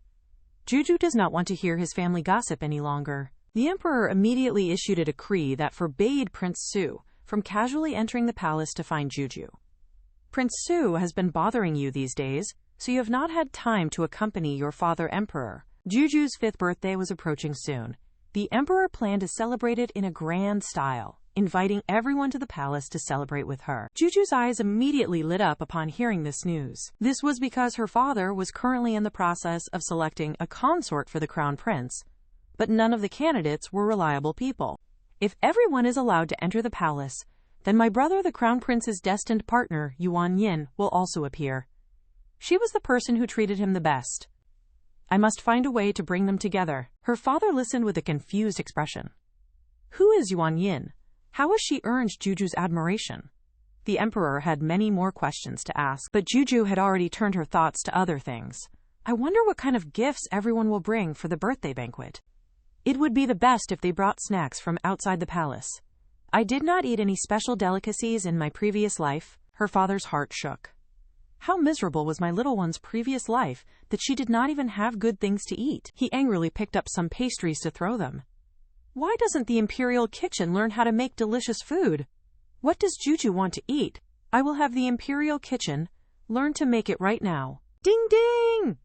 Should it be donkey rolling candy or little dog poop cake? Guju's uncontrollable tears of joy flowed from the corners of her mouth. She planted a happy kiss on the emperor's face. Consort Li watched the father and daughter with a tender expression. Your Majesty, please do not spoil Guju too much. Guju is my own daughter. If I do not spoil her, then who will? He asked. Swan, have the imperial kitchen learn to make these right now. Soon, the day of the banquet arrived, and Guju got up very early in the morning to dress up. Consort Li specially applied some light makeup for her daughter. She also dotted a delicate flower ornament on her forehead. Guju had been feeling a little bit sleepy before, but when she saw her own reflection dressed up in the mirror, all her drowsiness vanished, and she was shocked, speechless for a long moment. Who is this little fairy in the mirror? How can she possibly be so beautiful? To be so beautiful at such a young age, wouldn't I be even more amazing when I am all grown up? By that time, I will definitely be loved by everyone. Flowers will bloom when they see me, and cars will get flat tires. Consort Li was amused by her daughter's conceited inner voice. Little fairy, your birthday banquet is about to begin. Everyone is waiting for you. Guju threw herself right into Consort Li's arms. Mother, you are so beautiful today too. If Guju is a little fairy, then mother is a big fairy. If my father sees you, he will definitely be so enchanted that he will not know which way is north. After a few moments, they finally arrived at the banquet hall. It was still quite early, and the guests had not arrived yet. Guju suddenly had a clever idea. My mother is so beautiful. She should be hidden until the perfect moment. Then she could make a stunning entrance. So she turned and acted cute toward Consort Li. Mother, the banquet has not started yet. Why don't you go to the side hall and have some tea first? Although Consort Li heard her inner voice, she still pretended to cooperate with her plan. Now that you mention it, I am feeling a little bit thirsty. She was about to remind Guju not to run around, but she was already being pushed toward the side hall. After her mother, Consort Li, had left, Guju began to jump around like a little monkey. That's strange. Why don't I see Sister Yuan Yin anywhere? Could she possibly be outside the hall? But just as Guju was about to go outside to look for her, she was distracted. She heard a commotion not far away. You ugly thing! What do you think you were doing, staring at this princess like that? I am going to beat you to death today. Guju looked over toward the source of the sound. She saw Funkai Wei there with two of her palace maids. They were beating and kicking a little girl on the ground. Guju was startled when she saw that the girl was her little cousin, Nan Yuan Shang. Because of a birthmark that was on her face, she had been treated as an outcast since she was a child. But Guju knew that when Nan Yuan Shang grew up, the birthmark on her face would eventually disappear. She was also very intelligent and would become the world's greatest merchant in the future. At this moment, Guju stepped forward to protect her. Funkai Wei, how dare you bully this princess's own little cousin? Funkai Wei was very startled to see Guju appear there. But then she sneered and said, What little cousin are you talking about? She is just a pitiful creature who is unloved by her own father and mother. 18th princess, aren't you just talking complete nonsense? Guju helped her little cousin get up from the ground. Do you really think that I would lie about something like this? I may be young, but I am not stupid at all. Would I not recognize my own relatives? If you dare to bully my little cousin again, I will make you pay dearly for it. Guju's harsh words, spoken in her soft and childish voice, had no real intimidating effect. Funkai Wei scoffed, clearly not taking her words seriously at all. But in the next second, Guju's eyes suddenly turned cold. You need to apologize to my cousin right now. That murderous gaze made Funkai Wei's body tremble slightly. She was the one who provoked me first. Why should I have to apologize? Guju naturally knew that with her cousin's personality, she would never be the one to start any trouble. Seeing that the other party still refused to admit her fault, Guju put her hands on her hips and called for help. Funkai Wei has maliciously beaten this princess's little cousin! Her behavior is extremely vicious. Throw her out of the palace immediately, she demanded loudly. The very next second, several imperial guards stepped forward and began to drag Funkai Wei out of the area amid her loud screams. Guju turned to Nan Yuan Shang, who was behind her. Little cousin, are you all right? Should I take you to see the imperial physician? Nan Yuan Shang quickly thanked Guju for her help, but she wondered how the 18th princess knew who she was. At the same time, back at the banquet, the emperor had been waiting for Consort Li and Guju to arrive. He sent Swan to go and bring them back to the hall. But in the next second, Prince Dewan and his wife rushed in urgently. Dare I ask, imperial brother, if someone arrogantly threw my daughter Funkai Wei out of the palace by force, what crime should they have to bear for that? The emperor frowned when he heard this. Who would act so arrogant on such a joyous day as this? Tell me who it was, and I will help you handle it. Prince Dewan knelt down with a loud thud. What if that person happens to have a noble status and is deeply favored by you, imperial brother, and by our mother? All people are equal before the law. Prince Dewan, speak directly. I will naturally handle it for you. Seeing this, Prince Dewan hesitated no longer. The 18th princess, relying on your favor, imperial brother, acted recklessly and threw my daughter out of the palace. Please, brother, handle this fairly and give my daughter Funkai Wei justice. The emperor's face darkened upon hearing this. You have been beating around the bush for so long, so you are targeting my Guju. Are you absolutely certain that Guju threw someone out simply because she did not like them? Prince Dewan felt guilty but remained stubborn. Imperial brother, are you trying to protect Guju now? No matter how favored a princess is, she should not be so lawless. For a moment, there was a discussion throughout the entire court, with all condemning the 18th princess for being improper and demanding she receive a severe punishment for her actions. You all keep talking about punishment. Have you even figured out what actually happened? I know that my daughter Guju is not that kind of child. He then ordered that Guju be brought in to explain the situation clearly and have a face-to-face confrontation to determine what was right from what was wrong. A moment later, Guju returned with a limping Nanyuan Shang trailing behind her. Everyone who was present was shocked. Isn't that the unloved girl from the Nan family? How was she beaten so badly like this? The person who did this was too vicious, even breaking a little girl's leg. Prince Dewan, fearing there would be more trouble, quickly urged the emperor to severely punish Guju for her actions. But the emperor remained calm. Guju, Prince Dewan says that you expelled Feng Kai-wei from the palace without any reason. Is this true? If you have any grievances, tell your father emperor. I will certainly handle it for you. This fool, Prince Dewan, Guju thought. Who expelled his daughter without reason? It was clearly Feng Kai-wei who caused all of the trouble in the first place. I did indeed expel Feng Kai-wei from the palace. But she bullied my little cousin first, and then refused to apologize, even turning right and wrong upside down. The imperial guards who were there also testified for her. If the 18th princess had not intervened in time, Miss Nan might have been left permanently disabled from the attack. Looking at Prince Dewan again, the emperor's eyes were extremely cold. Prince Dewan, you have failed to discipline your own daughter, allowing her to abuse and punish people in the palace.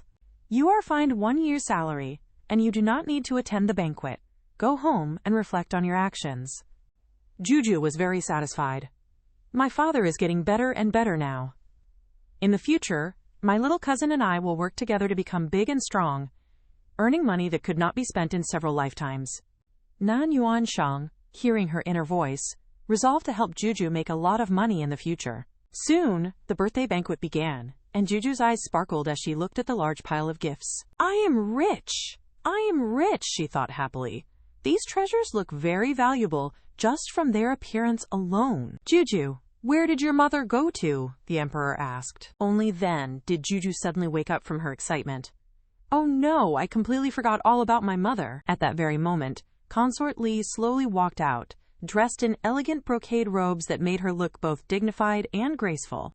This made the emperor beside her gape in admiration. Consort Li, what took you so long? I have some very good news to tell you. Your family was previously exiled from the kingdom under false charges of treason. The truth has now come to light, and I have sent people to bring them back from the frontier. Soon, your family will be reunited. Consort Li's heart ached with emotion, and tears almost began to fall from her eyes. But considering that it was supposed to be a joyous day, she knew that she should be smiling more. The emperor, looking at the smiles of Consort Li and Guju, suddenly felt that there was nothing in the entire world that was better than this very moment. However, while the banquet was still in full swing, there was an interruption. Someone suddenly reported to the crown prince. From the Yu family, Yuan Yin is climbing trees in the imperial garden to peep at men, which is causing quite a crowd. Please handle this, crown prince. Only then did Guju suddenly remember what was happening. In the original book, someone had deliberately framed Yuan Yin, which made my brother, the crown prince, dislike her very much. This time, with me present, I must help them to clear up this terrible misunderstanding between them. A moment later, they arrived at the scene of the incident. By that time, many people had already gathered underneath the tree, and from their angle, Yuan Yin did indeed look as though she was climbing the tree to peep at men.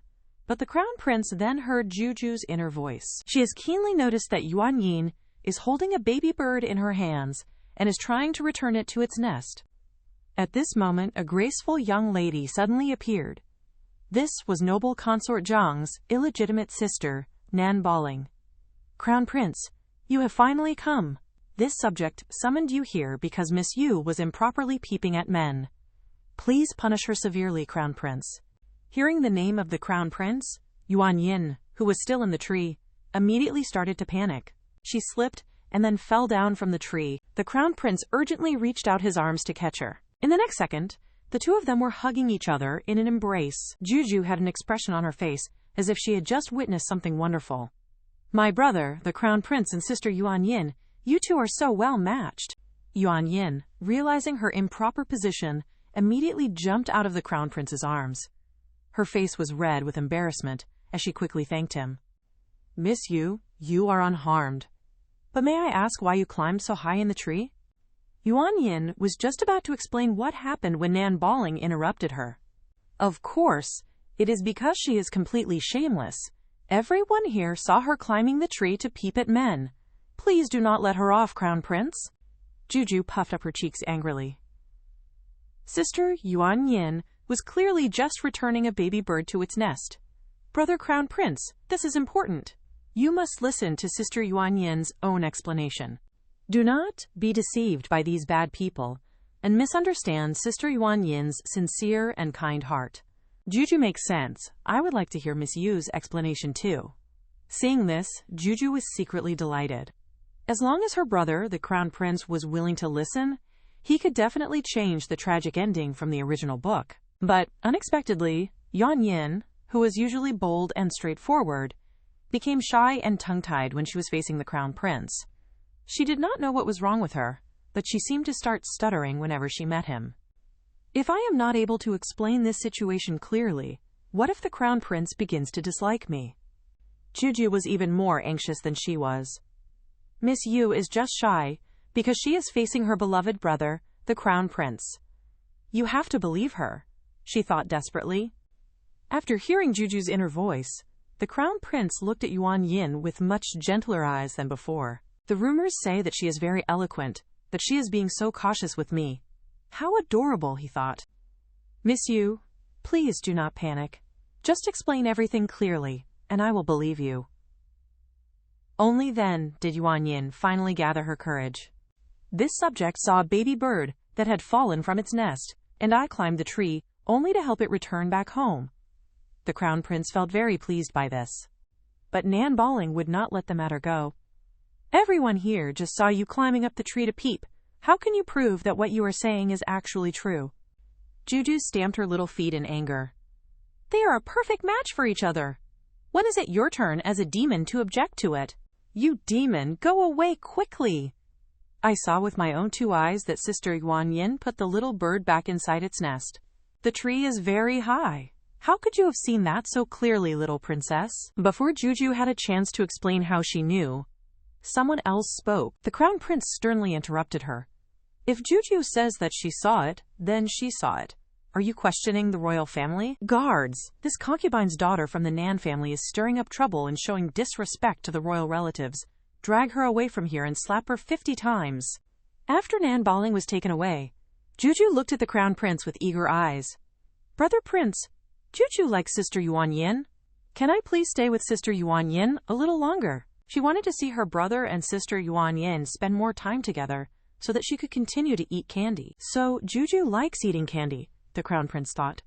Then I will have to bring a few white rabbit candies with me when I go out in the future. The Crown Prince did not disappoint Juju either, as he actively invited Yuan Yin to return to the banquet together with them. As the group of them walked back, Juju found Yuan Yin to be more and more likable. She did not have the time to look carefully at her earlier, but now she could see that Sister Yuan Yin was indeed very beautiful.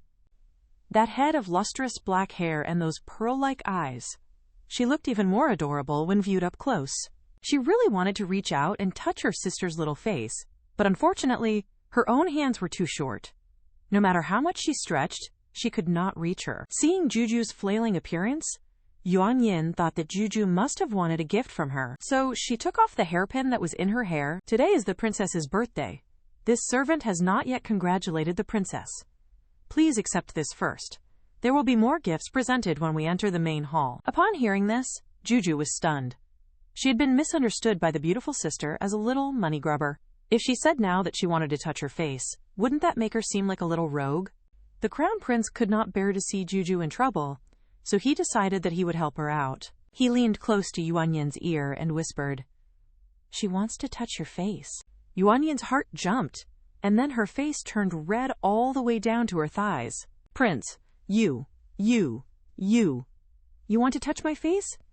This is probably not very appropriate." The Crown Prince was also dumbfounded and hurriedly waved his hands to clarify the situation. "Not me, it's Juju. Juju wants to touch your face." Upon hearing this, Yuan Yin's face turned even redder. So it was the princess who wanted to touch my face. What was I being so presumptuous about just now? How embarrassing. Sorry, I misunderstood.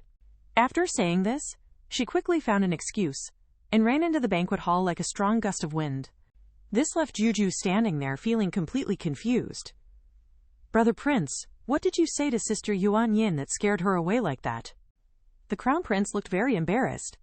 I just said that you wanted to touch her face, and then... Guju was instantly thunderstruck. Does she hate me that much? The moment touching her face was mentioned, she ran away without even looking back at me. Am I really that annoying? The Crown Prince was just about to explain what happened. Guju suddenly burst into tears with a loud wah! Just as the situation was getting completely out of control, help arrived. A big hand suddenly reached down and picked her up. The Emperor had a cold expression on his face. What is going on here? Who was it that made my Guju so unhappy? The Crown Prince stammered in his reply. It was my poor care that made Guju cry. This son knows that he has made a mistake. If knowing your mistakes was useful, what would we need police for? You are punished to reflect alone today, and find a way to compensate Guju later. The Emperor carried her back to the banquet, where Consort Li hurriedly asked what had happened to make Guju so upset. But it would have been better if she had not asked. Once she asked about it, Guju started to cry even harder. Guju did not want to be crying either, but somehow she just could not seem to control her tears. This completely broke the Emperor's heart. Although Guju retained all the memories from her previous life, she was still only a child after all. So he immediately gave Guju a roasted chicken drumstick. Good girl, Guju, eat a drumstick. You need to eat your fill, so you have the strength to cry. Consort Lai and Guju were both speechless. That is some good comforting. Please do not comfort like that again. But with this move from her father, Guju did indeed stop crying. So she might as well reluctantly eat the drumstick first. Seeing that her emotions had finally calmed down, the Emperor finally asked about the cause. Guju, who was it that made you cry? Was it that little brat, the Crown Prince, bullying you? It has nothing to do with my brother, the prince, but Guju does not want to say. After all, this whole matter was far too embarrassing. Before the Emperor could press her for more information, Guju had already jumped down from her seat and left the room. She wanted to use her own method to make Sister Yuan Yin like her. She could not let her father use his imperial position to put pressure on her, so she began to search all around the banquet hall for her. Finally, with great difficulty, she found Yuan Yin. However, just as she was about to run over, in the next second, she crashed right into a human wall. The person frowned upon seeing her. You, little 18th, who dresses as a man while pretending to be a woman. Your big brother is asking you something. Why do you not answer me? Guju was also stunned by the collision. Big brother, could he be the first prince who has been away campaigning for years? He is also quite a tragic figure. 10 years from now, when Western Chu falls, he will have his head cut off by the enemy troops on the battlefield. Guju respectfully greeted him, but the first prince was shocked. Where did that voice come from?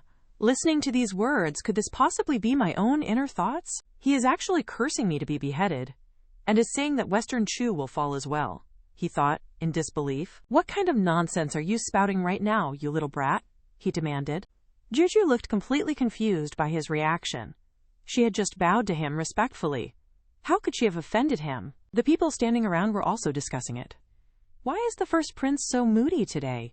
The princess just greeted him, so why is he so angry? Forget it. I will not argue with you.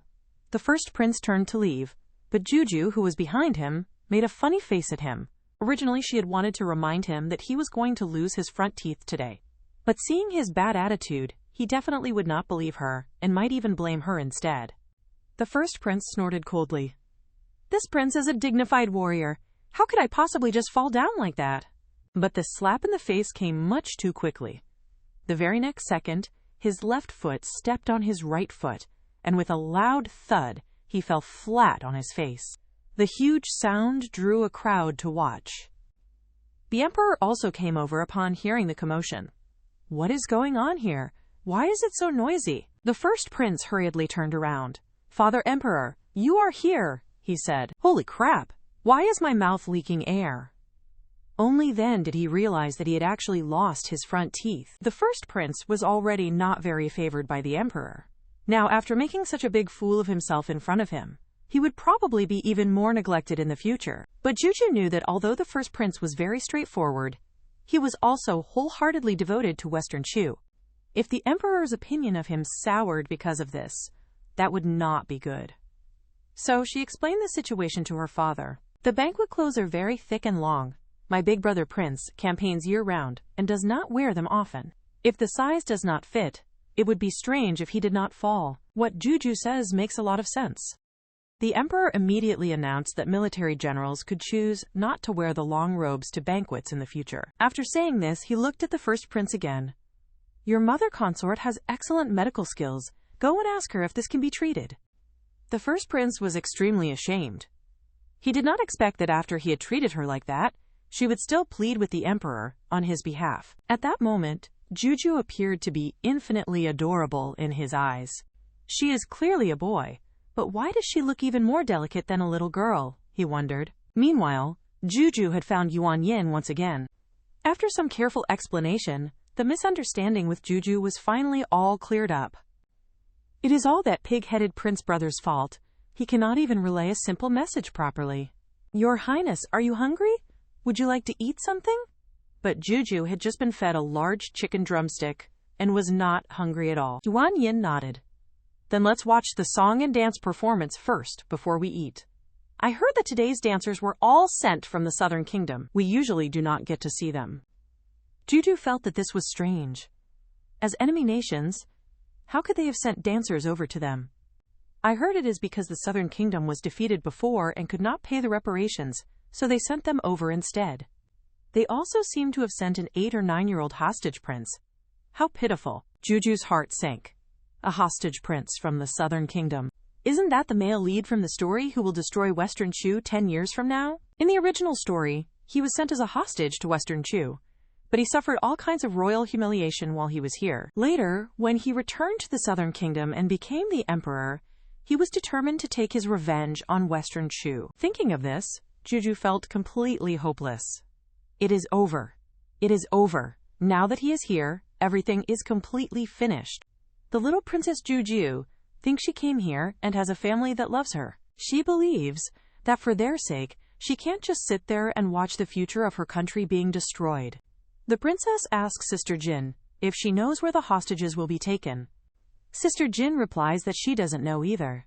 Sister Jin mentions it was arranged by His Majesty himself. Sister Jin advises that if the princess is curious, she can ask His Majesty after the banquet, and tells her to enjoy her birthday party. The princess feels she doesn't want to disappoint everyone's kindness in preparing for her, but it's really urgent. She realizes the party is finally over, and she has to find her dad quickly.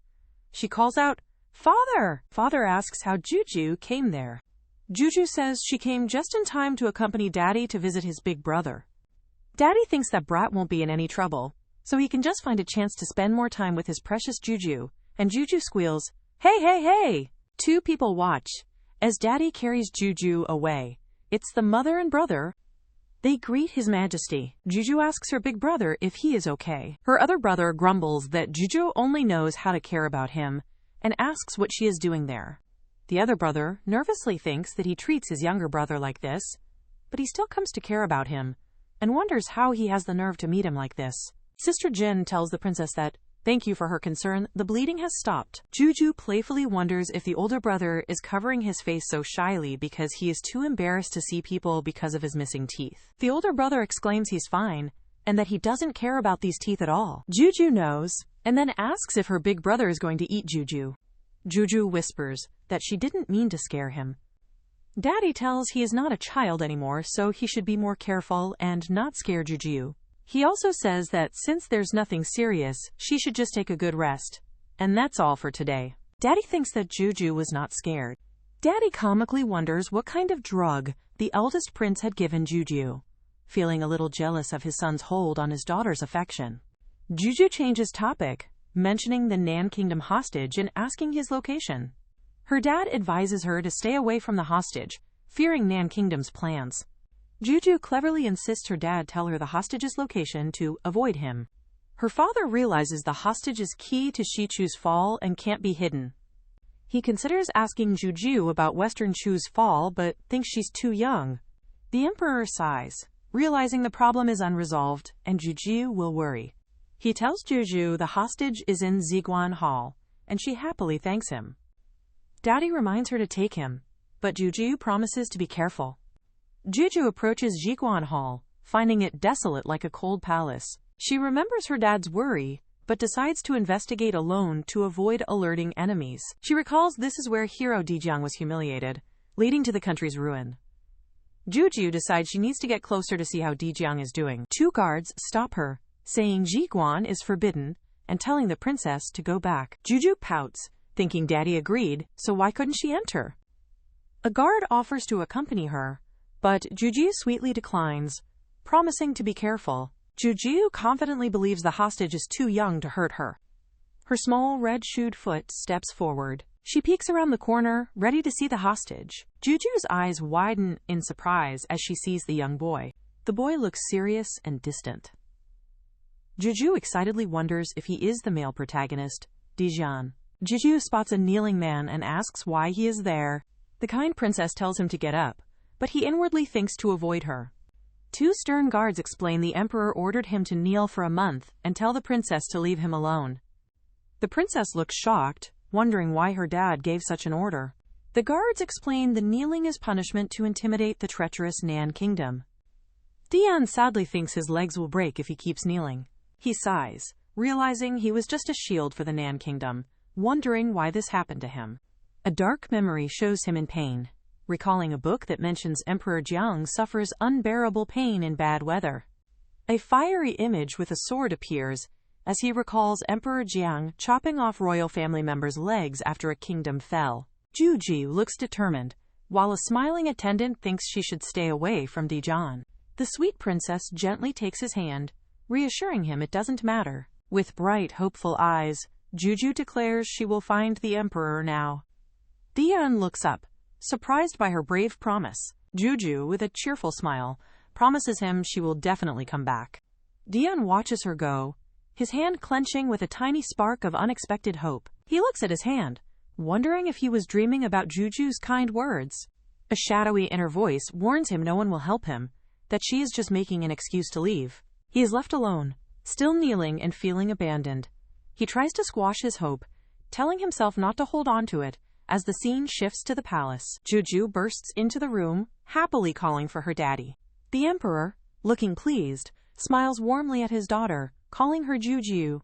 He gently asks if she came because she missed him. He playfully squishes her cheeks, noting she looks tired and dirty, and checks if she's injured. He offers to avenge her if someone bullied her, but she simply replies, she's fine. Guju bravely tells her father she heard he ordered the proton to kneel for a month, and she wants to talk about it. The emperor reacts with shock, asking if she went alone and if the proton hurt her. Guju reassures him she's fine, and the man is a hostage, then sweetly pleads that he not make the hostage kneel again. The emperor explains the hostage is punishment because the Nan kingdom tried to frame them, warning they wouldn't be taken seriously otherwise. Guju looks troubled, secretly thinking such harshness would make the hostage bear a grudge and retaliate later. A worried thought reveals her fear. The hostage is a son of destiny who might someday destroy the royal family. Her father also thinks about the hostage, realizing he is a key figure in the country's destruction. The emperor agrees that kneeling can solve the problem, and his daughter happily encourages him to figure it out. But then the emperor angrily exclaims he should have been killed, shocking his daughter. Guju quickly argues that killing him would make them seem cruel and ruthless, and be even more dangerous. The emperor looks thoughtful, reflecting that his life has been coveted, and it was destiny he ascended the throne. A powerful image shows the emperor reflecting that, after ascending the throne, he cleaned up those people. Clever Guju makes a final pitch, saying that giving him a chance today might be their chance of survival later. Guju smiles, explaining it's not good to have someone holding a grudge, as she doesn't want anyone in danger. The emperor finally gives in, saying the hostage doesn't have to kneel anymore, making Guju happily thank him. Meanwhile, Dijiang remains alone, still kneeling in the cold courtyard. He wonders how long he's been kneeling, and how long Guju has been gone, missing her presence. He tries to push away hope, telling himself, she will definitely not come again. Suddenly, he hears someone announce, "Welcome, Princess," making his eyes widen in shocked surprise. He stares, utterly stunned and thinking she's really here? The little Princess Guju bounced with excitement, looking so happy she could pop. Guju happily told her big brother that their father had agreed to cancel his kneeling punishment. The kind doctor offered to help, but her brother bravely insisted that he could stand up. Guju sweetly reassured her brother, saying there was no need to be nervous and that the doctor would cure him. The physician examined his leg closely and announced that it was only a superficial injury and would heal after applying ointment. Guju's face lit up with a giant smile as she exclaimed that it was very good news. In her mind, Guju giggled, thinking that as long as there were no sequelae, her brother probably wouldn't chop off everyone's legs for revenge in the future. With a firm grip on his hand, Guju pulled her brother along and told him they should go inside first. A feast of yummy-looking dishes, prepared at Guju's request, was waiting for them. In chibi form, Guju happily told her brother that he should eat more to replenish his body. Her brother watched her and thought that she had considered everything so thoroughly and genuinely seemed to care about him. A shadow of doubt crossed his face as he pondered, wondering if her kindness truly came from the consent of the Emperor of Jichu. He then questioned whether the Emperor had suddenly changed his attitude toward him simply because of the little princess' words of persuasion. His thoughts grew darker as he convinced himself that the Emperor must have other intentions, such as using the little princess to kill him. He subtly touched his ring, remembering that it held a silver needle to test for poison. He looked at Guju's innocent face and realized that he couldn't bring himself to hurt her kindness by testing the food in front of her. Guju looked troubled, sensing that he was still a little uneasy, and knew she needed a plan. Suddenly, Guju's eyes sparkled as she had a brilliant idea and declared her excitement. With a triumphant smile, she told him that she had even asked their father for permission to read it to him first. A servant began reading from a scroll, announcing that from now on, the southern hostages no longer needed to kneel. Her brother looked completely stunned, thinking that she had fought for all of this on his behalf. Guju happily munched on a drumstick, gushing that it was delicious, and that she would try each dish herself. A gentle smile touched her brother's lips as he watched her. He responded softly, saying they would eat together. Later the night, a woman says, "Si Chu Emperor hates Nan Kingdom so much. The little princess helping him might be some sort of a conspiracy. But Price says that the adults might have hurt him, but Guju will not. He thought she was the only person to help him, and longed when he will meet her the next time." Guju woke up bright and early, rubbing her sleepy eyes and wondering what was going on. Suddenly, 3 big brothers appeared over her bed, making her jump with a surprised gasp. She let out a tiny "ah" in shock, seeing the princes looming over her bed. Guju, a bit teary, quietly thought the Prince brothers were cute but scary when they woke her up. The eldest prince smiled kindly, saying they hadn't meant to scare Guju. Guju, being sweet, quickly forgave them, declaring that she was fine and they didn't need to copy anything. She then wondered why the 3 brothers were looking for her, before being asked if she wanted to leave the palace. Guju's eyes sparkled, happily agreeing she wanted to leave, as she had never been outside the palace walls. The younger princes secretly whispered that General Yu was refusing marriage, so the prince needed Guju's charm. Guju, a bit surprised, realized the prince wanted to use her, which made him blush. The prince quickly tried to smooth things over, saying that was only one reason, and hoped Guju could finally touch Miss Yu's face. He offered a fun deal. If she didn't succeed, he would be her big horse to ride. Guju's face lit up, eagerly agreeing to the deal because she had never ridden a big horse. The prince smiled, thinking Guju would win either way, a fun ride or getting to touch Miss Yu's face. At the general's gate, Guju looked puzzled, asking if the prince hadn't guaranteed she could touch Miss Yu's face. They stood before the Grand Yu mansion, realizing they couldn't even get past the front door. The prince, clearly annoyed, grumbled to himself about General Yu's stubbornness. Guju watched as the prince thought hard, knowing he had to find a way to please the wealthy General Yu. Guju had a clever idea. Find the special tarot that was impossible to buy in the capital. She recalled from her book that General Yu loved tarot, and finding it was the key to pleasing him. She suggested the West Market, full of rare things, where they might find something to impress General Yu. The prince was impressed by Guju's smart idea, agreeing that they should go look for the tarot together. As they walked, Guju mused on how smart her prince brother was, finally understanding why the general hadn't found tarot for years. Guju looked quite tired and complained about the long, difficult roads to the remote West Market. They finally bought the rare tarot, and the prince gave the vendor extra tips, hoping everything would go smoothly. A servant at General Yu's gate tried to turn them away, but they insisted on delivering the special tarot for the unwell general. Seeing the unique gift, the servant invited them into the living room while he informed his master. Guju noticed the prince looked so nervous as they waited in the formal room. She reassured him in her thoughts that it was perfectly fine to be nervous when proposing something so important. Suddenly, the door opened, and General Yu has arrived, making both the prince and Guju brace themselves. General Yu looked at them and greeted. He was surprised to see Guju in his palace and expressed his amusement and greeted her too. She pleaded General Yu to listen to her brother on something important. He said to say anything but give up if they have any idea on marriage. Guju was startled by this, and the prince refused without saying anything. Guju looks all confused, wondering why the prince was rejected so quickly only. Grandpa Yu explains he already has a good match in mind for his daughter, you see. Liu Pei, the minister's son, has already proposed to Wanyan, it seems. This Liu Pei is described as a handsome and talented gentleman, they say. Grandpa Yu politely asks the prince to find another good match, if he could.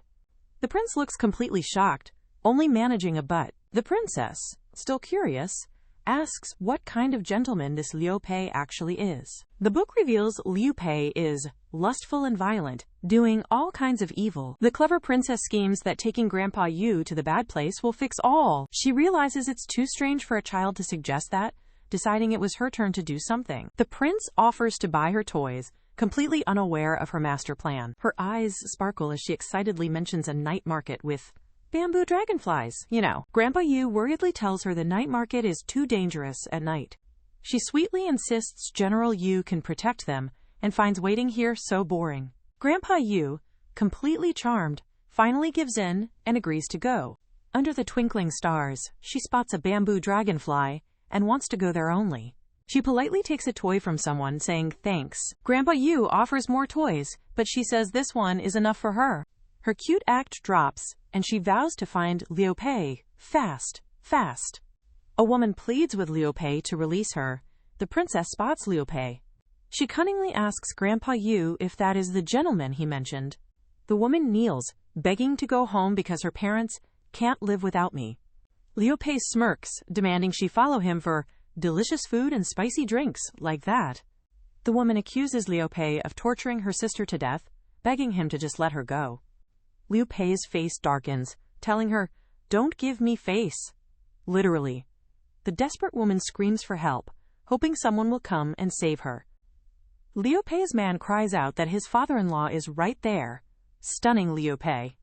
Liu Pei smugly thinks his conservative father-in-law never goes out at night, so how did this happen? Grandpa Yu stands tall over a stunned Liu Pei, waiting for his explanation, you see.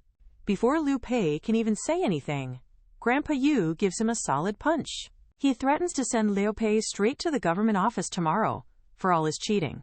Guju, peeking, mentally warns the crown prince to treat Sister Yu well, okay? Back indoors, Grandpa Yu apologizes for the incident. Grandpa Yu calls out loudly for the food to be served now. Sister Yu gracefully serves the food. The princess gleefully tells Sister Yu they missed her so much and invites her to eat with them. The prince and Sister Yu share a sweet and shy moment between them. Sister Yu graciously thanks them for their concern, all formal-like. Grandpa Yu, watching them, thinks he doesn't really want his daughter marrying into the palace. He sees their affection, realizing they, quote, already have each other in their hearts, as Guju gives a knowing smile.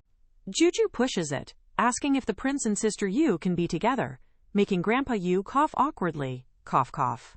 Grandpa Yu notes her bluntness, but declares the matter should not be delayed. The prince agrees and honors his answer him. Grandpa Yu, with a mustache, makes a big promise to the prince. The prince is surprised and happy, gasping, "Really?" The pleased prince tells his attendant the son-in-law will bring gifts tomorrow. The prince and the Sister Yu stand happily together. Price Yu thinks the prince agreed to her mischief to care for Wanyan. Grandpa Yu man thinks Wanyan likes the prince too. A good match. The little girl Juju happily hugs another, saying, "Sister Yu and I are family." Sister Yu whispers, "Yes," as the older girl pats her head. Juju is overjoyed, thinking, "I finally touched that little face." Juju is so happy. A little worry. Juju wonders if touching Miss Yu means no more horse rides with the prince.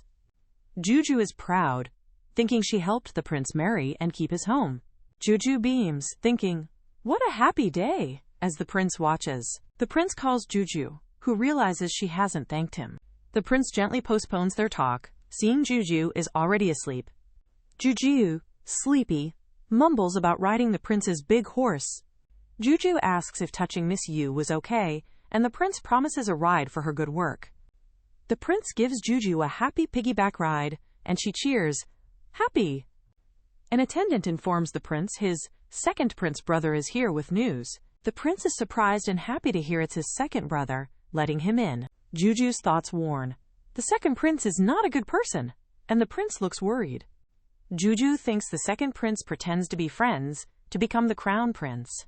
The prince looks shocked, wondering, is the second emperor actually this kind of person? The prince sadly thinks his second brother, hated by their mother, only had him as a friend. The prince feels betrayed, while Juju asks, "Brother Prince, what's wrong with you?" Juju seriously decides to avoid the second prince as soon as possible. The prince bravely says he's tired, secretly glad to have Juju. The prince tells Qingyi to tell his brother he's tired, and to come back another day. The prince seriously tells Qingyi to make excuses to send his brother away. The prince firmly says, "I don't want to see him again," and Qingyi agrees. The prince gently tells Juju it's bedtime, promising a big horse ride another day, and she says, "Good." Juju sleeps, thinking she likes the prince and will help him avoid a sad future. The prince smiles tenderly at sleeping Juju, grateful she truly cares. The next morning, Juju wakes with a big, adorable stretch. Juju asks an attendant why the prince left early, learning he went to work. Juju asks to walk alone, but the attendant says it's too dangerous for a young princess outside. Eager, Juju asks to bring guards and Aunt Gi, excited for her first trip outside the palace. Hand in hand, Juju excitedly declares, "I want to eat delicious food on the street." Juju and the attendant happily walk down the busy street. Suddenly, an ominous person appears saying, "Finally found the opportunity." Juju, with joy, explores outside with Aunt Gui. She giggles, head patted, wondering if her mother knows she's out. Big Brother promises yummy food, making Juju's eyes sparkle. Juju grumbles, thinking the Big Brother is being petty and holds a grudge, while he looks confused by her reaction. The Big Brother quickly apologizes for scaring Juju and promises to take her to a special bun shop with delicious treats. Finally happy, Juju excitedly looks at the menu at the bun shop, while her Big Brother happily offers to treat her. Big Brother feels a surge of determination, seeing this as a great chance to make Juju like him more. He confidently recommends his favorite meat buns to Juju, praising how delicious they are. Big Brother feels encouraged, believing he can definitely get closer to Juju if he keeps trying so hard. He decides to go order the food himself to give Juju a fun surprise. Juju stares in disbelief at the towering stack of buns, asking if Big Brother intends to stuff her to death. Other customers in the shop gawk at the incredible amount of buns the two people have ordered. Juju, holding a bun, bravely promises to finish everything and not waste any food, making Big Brother smile. An astonished person marvels that such a young child has a stomach as big as a cow's to eat so much. Juju announces she's too full and needs a walk, while her Big Brother insists on joining her. Juju calls out to her Big Brother to finish his buns first, reminding him not to waste food. Big Brother quickly agrees to eat fast and stay nearby, earning a satisfied "knew it" from Juju. Juju walks off, muttering to herself that Big Brother is a big fool for having such a huge appetite. She continues her walk through the lively street, looking adorable. Juju spots a jewelry stall and lovingly picks out a hairpin, hoping her mother will be happy with the gift. Suddenly, a rude young man calls out a dismissive, "Hey, shorty!" to Juju. The young man brazenly demands Juju's gold and jade necklace, claiming his sister wants it. Juju refuses, declaring the necklace is hers and a precious gift from her mother during hard times. The rude young man insults Juju, calling her a, quote, country pumpkin, and introduces himself as Jiang Cheng, a powerful figure's relative. Jiang Cheng arrogantly repeats his demand, saying it's an honor for his sister to like her belongings. Guju bravely warns Jiang Cheng that his relative was just jailed, and attempting to rob her would send them both to prison. Jiang Cheng looks shocked and annoyed, thinking Guju is a hard person for talking back. Angered, Jiang Cheng, with 2 men, declares he will beat Guju up and teach her a lesson. Aunt, accompanying Guju, looks worried, wondering why the prince's mansion guards haven't arrived to protect her. Jiang Cheng smirks, thinking Guju is scared and that it's too late for her. Suddenly, a bun from the shop smacks Jiang Cheng in the face. Guju's big brother appears, looking absolutely furious, saying don't dare to try that again on his sister. Guju, with joy, feeling super safe because her cool older brother is a military commander. The older brother secretly smiles, wanting to make his sister feel at ease, as a sassy young boy rudely asks, "Who are you?" Jiang Cheng teases the brother about fake teeth, making the brother yell, "Shut up!" in an angry way. The prince, looking quite angry, proudly announces, "I'm the eldest prince," and tells them to mind their manners. Jiang Cheng, still not convinced, wonders aloud if a real prince would dress so plainly and eat street food. The little girl looks scared and holds on to her brother, as the boy suspiciously asks if she's the emperor's favorite princess. The rude boy and his friends demand the prince give up the little girl, thinking he's just trying to be difficult. The prince, with a confident smirk, asks if they're ready to rumble, warning them he's no match at all. The kind prince tells his little sister to step back to stay safe, and she bravely cheers. "Don't lose the fight, big brother." A tough-looking guy with a headband rushes forward, ready to throw the first punch. The prince effortlessly blocks the punch with his arm, barely even blinking. He thinks about all the years he spent fighting, realizing this little scuffle is nothing compared to his experience. More bad guys charge, but the prince skillfully dodges and blocks, knowing he can handle everyone. The prince coolly steps on a defeated foe, looking pleased, as his little sister happily claps, totally impressed. Guju giggles, wishing she could join in and give the bad guys a punch too. The prince thinks it's best to keep Guju safe, but making her happy by winning is super easy. With a swift left hook, the prince sends another bad guy flying, and just like that, another villain is kicked right down to the ground. Guju cheers, "Big brother is awesome," while the prince smirks, thinking, "Yep, that's just me." Jiang Cheng, still on the ground, screams that he'll tell his dad on them. Jiang Cheng boasts that his father, Jiang Qingshan, is a big shot official, threatening the prince and Guju. The prince and Guju teasingly stick out their tongues, showing they're not scared one bit. The prince just walks away, looking totally unbothered by Jiang Cheng's loud claims about his powerful father. Aunt Gui warns them to run away, looking quite worried about what's coming. Guju looks fiercely confused, asking, "Why should we run? We didn't do anything wrong." Aunt again warns them that the Jiang family is powerful and often bullies people, saying they could be in big trouble. The prince, looking super annoyed, thinks, "Oh, they're just so brave," in a very sarcastic way. He also promises Guju that he will absolutely make those bullies pay for what they did. Jiang Cheng points at them, yelling, "Dad, that's them," as his father approaches. Jiang Cheng's father, with a big mustache and a mean look, promises to teach the prince and Guju a lesson. The father, looking very proud, tells the prince to immediately kneel before him. The mean father threatens the prince, saying if he begs, he might not totally hurt him. The prince calmly replies with a simple, "Yeah?" The prince coolly tells Jiang Qingshan that his son doesn't seem to know who he's messing with.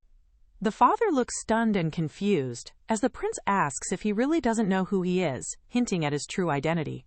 Jiang Qingshan respectfully greets the tall prince, exclaiming, "Great, great prince!" He and his servant bow very low, begging the prince for forgiveness and saying they were blind. Jiang Cheng's face twists in shock and horror, realizing, is he really the eldest prince? Ouch! Jiang Cheng then gets a painful smack across the face. His father angrily yells at him and asking, "Why don't you kneel down quickly?" Cheng tries to defend themselves, asking, "How can you blame me when they were just following orders?" The prince, looking calm, calls the situation off and orders the troublemakers taken for a thorough investigation. The prince gently asked Guju if she was okay, and she sweetly thanked her big brother for protecting her. The prince gently asked Guju if she was okay, and she sweetly thanked her big brother for protecting her. Guju worried internally, noting that the government lord in the book was not a good person. The prince's eyes narrowed, signaling his determination to deal with the unreasonable and corrupt official. The prince kindly suggested to Guju that they go to the government office together to supervise the case. Guju smiled, happily agreeing and thinking her big brother had wonderfully solved her worries. The prince and Guju walked hand in hand through a bustling, colorful market. The daughter asked if the little girl was Guju, then told her father not to rush. She acknowledged his longing to see his family, but cautioned that it wasn't a good time for him to return. The grandfather insisted that after waiting for 3 years, a short moment wouldn't matter. Inside, an official accused the main government official of improperly covering up cases for the Jiang and Liu families. The main official scolded, asking what was wrong with him shielding them and questioning the other's authority. Guju, listening, realized that the Lord's office genuinely intended to protect them. She felt frustrated that the good Jiang Qingshan couldn't stop the corruption due to his lower official rank. The main official declared they would give the case only superficial treatment and then release the culprits for his own financial gain. Suddenly, the prince appeared behind the shocked official, announcing his unexpected arrival.